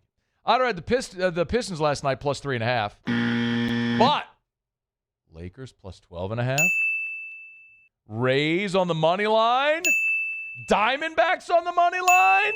Under 8 in the Diamondbacks Rangers. What a night! 4-1 for the Otta, cashing tickets out here. So let's find out what we do for an encore. It's time for Otta Locks. Otter Locks. All right, time to win some money. Presented by Total Maintenance AC Repair. Same-day service means you will never sleep hot. 480-1000. We are Total Maintenance. I think it's safe to say that I won the bet. Yo, Otter, what up? How about Musso giving me a double on the Pistons, huh? I mean, you know. Well, it's just a delay. It was like a delayed reaction. So I wanted to get it so we could just churn them. You know what I mean? Just boom, boom, boom, boom. It's not boom, my boom, fault boom. the Red Sox are horrible this year. You know, come on, Musso. Damn, you know? Come on, man. Let's go to it. 5-pack for you tonight in the NBA. The funky Frenchman, Wembanyama, he is back. He is ready. I'm looking for the Spurs to lay it on him. We're going to lay that big number as well. The big one, we'll do it. Spurs minus 9.5. Just went 10 minutes ago at PNC in Pittsburgh. You're going to be very creative on how you can bet all teams. His last 4 starts has struck out 28. He's walked 0. So he's I don't have to break down his team is really good, but we're going to take minus 1.5 to minus 105. That's a Max Gotro special since he gave us that under. This is sweat last night, huh? The high scoring right on the number, huh? Yep. 1-0. I'll Very take good, it. Max. I'll take it. Here we go, Max. Hey. So Pirates first 5 on the run line. Okay, minus 1.5 first 5. Okay. Right. They're averaging over 7 runs of run support in his 8 starts so far this year. Babe. If they are fishing, I mean, if they're biting and we are not limited, what is our favorite total team, Max? Wait. Matt, over. Wait. Real quick. The Pirates first 5 literally just reset to minus 2.5. That's a good sign. We're on our way then. So there's a runner. It's bottom of the first, runner on second with nobody out. All right, so I'll wait. I'll wait and see what happens here in this half inning. Okay. I might just lay the run line for the game if you're late at this point. So it's 2.5 for the game at minus $1.23. Well, the window of opportunity may have closed. Yeah, so. All good. That's why you got to check the website early. My fault. My fault. That's it. Who's our favorite over team? One of the most Nationals. There you go. Let's go get them again. Washington, Cincinnati over Nationals. What we love about the Nationals, the lineup. What we love even better about the over, when they throw Michaelis, their worst pitcher. Let's go. Give us Washington, Cincinnati over 9.5. By the way, 8.5 what? right now. Oh, so I guess they started. Don't be a moron. It's a better line. Don't be a Is moron. this a better line? No, they started. They're bottom 1 out. Yeah, there you go. Okay, let's go. Another one. Let's go over to this little pond. They've been biting, huh? Tampa Bay. Yep. I mean, we are going to play them every day until they lose a series. So they rolled again last night, even have a more favorable pitching advantage tonight. Gives the Rays a soft number, minus 115. You want to sprinkle a little run line as well. I would do that. I've done it myself. And in Milwaukee, a team that's getting healthier and getting better. They swept the Yankees over the weekend, and I know, but they're a soft number. San Diego is as good as their record is, half game lead over the Dodgers in the West. Their run differential, they've only outscored their opponents by 2. They've won so many walk-off games, so many close games. Give us the Brewers minus 135 in a pitching matchup, favorable pitching matchup there as well. That is now minus $1.49. You still like it at that number? Ooh, gosh, what happened there? I don't know, man. I don't know. Yes, but so that's why chalk early, dogs late. Yep, no doubt. Yeah. All right. Okay, so recap. We got San Antonio on the hardwood tonight, laying the big number at 9.5, and then 4-pack in baseball. Pirates first 5 on the run line, although that's in game. And let me get an update, see if that run came across. Runner on second, still nobody out, so we're still holding steady there. National Reds over 8.5 now. Tampa Bay and Milwaukee on the money line. Where are you tomorrow, Otter? We are at the OG, the original Sammy's, on Highland, just off of Starring. So kind of celebrating a stretch run till Father's Day for crawfish season. Love it, man. Get you some crawfish tomorrow. Thank you, Otter. All right, good luck. I'm in. We'll see you. It's After Further Review. We are brought to you by Our Lady of the Lake. Success takes a team, and not just on the field. At FMOL Health, that team is more than 20,000 strong, delivering care across Louisiana and Mississippi as one connected, mission-driven health system. As a $5 billion health system with nationally recognized quality and not one but two exceptional workplace awards from Gallup, FMOL Health has built something people trust and continues to grow to meet the needs of the communities they serve. It's bigger than sports. It's about having a health system you can count on. FMOL Health, Our Lady of the Lake, and LSU. Together, we roar. Learn more at olrmc.com/LSU. olrmc.com/LSU. All right, y'all, it's been an awesome show, man. Thanks to all of our guests. Shay Dixon was here talking some recruiting in hour number 1. Chris Smith of Vanity Fair, who wrote the Kiffin feature. We had a great conversation with him last hour, along with former Tiger great Todd Walker, talking a little baseball. Wilson Alexander was here earlier this hour, talking about his Lane Kiffin feature. Maybe I'll write a Lane Kiffin feature. Paulie, what'd you learn today? Lane Kiffin has a Tennessee bobblehead in his office. How about that? Muse? Steve Sarkisian wants a 14 playoff. It's so crazy. What'd you learn, Matt? Lane's got the more important than the Tennessee bobblehead. He's got a bottle of mustard. He got a bottle of mustard. Remember they threw the mustard at him when he went back to Tennessee. I remember. Crazy guy. Wild and crazy guy. See you tomorrow. AFR. As we get on down the road, love to remind you about our friends at Arco Power Systems. Y'all, if the last 5 days, doesn't remind you of what storm season is like here, I don't know what will until the storm actually comes. None of us want that, right? We want all the storms to leave us alone. Just drift off into the Atlantic and leave us alone forever. The reality of living here, though, is storms happen. Power outages happen. And when the storm's in the Gulf, it's too late to start preparing for your power outages. That's why you need to call Arco Power Systems now, today. Arco Power Systems, this is industrial Generac generator power. These are generators for your business, your industrial facility, your commercial building, government, municipalities, and Arco serves our entire region. ARCCO, arco.com, arco.com. At Bayou Automotive, we believe in a sales process that puts you first. We want you to experience an easy purchase with clear pricing and great service. Let Bayou Ford and Bayou Chrysler Dodge Jeep Ram be your trusted partners in finding your perfect vehicle. The crew at Bayou Automotive is going to do right by you. Every ounce of Raising Cane's lemonade has been hand-squeezed that day from fresh lemons before being served over our signature crushed ice. Because when you make it right, you can taste it in every bite. Raising Cane's Chicken Fingers. One love.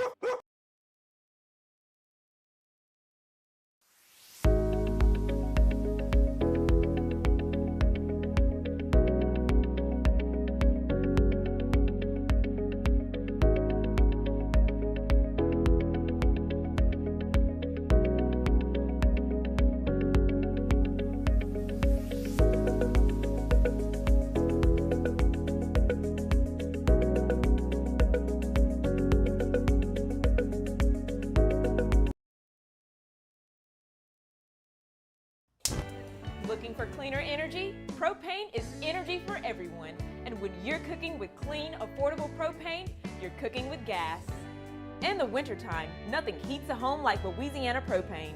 And when you need hot water, propane's got you covered. Oh, and you won't regret that propane generator when the power goes out.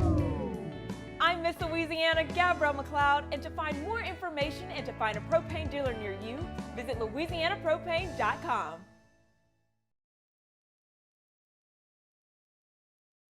ED, low T, or simply seeking to optimize your health and performance? Goodwood Men's Sexual Wellness offers a range of discreet services to address your specific needs. We empower men to reclaim their health and confidence. Visit yourgoodwood.com.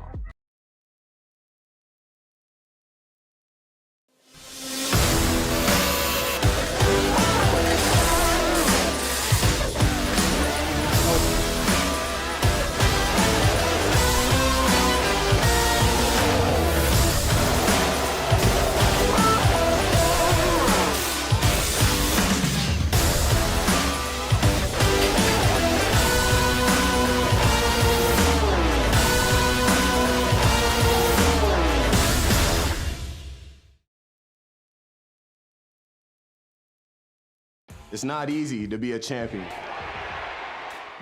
It's built from every swing, pitch, and game all season long. In the grind, the focus, and in the recovery.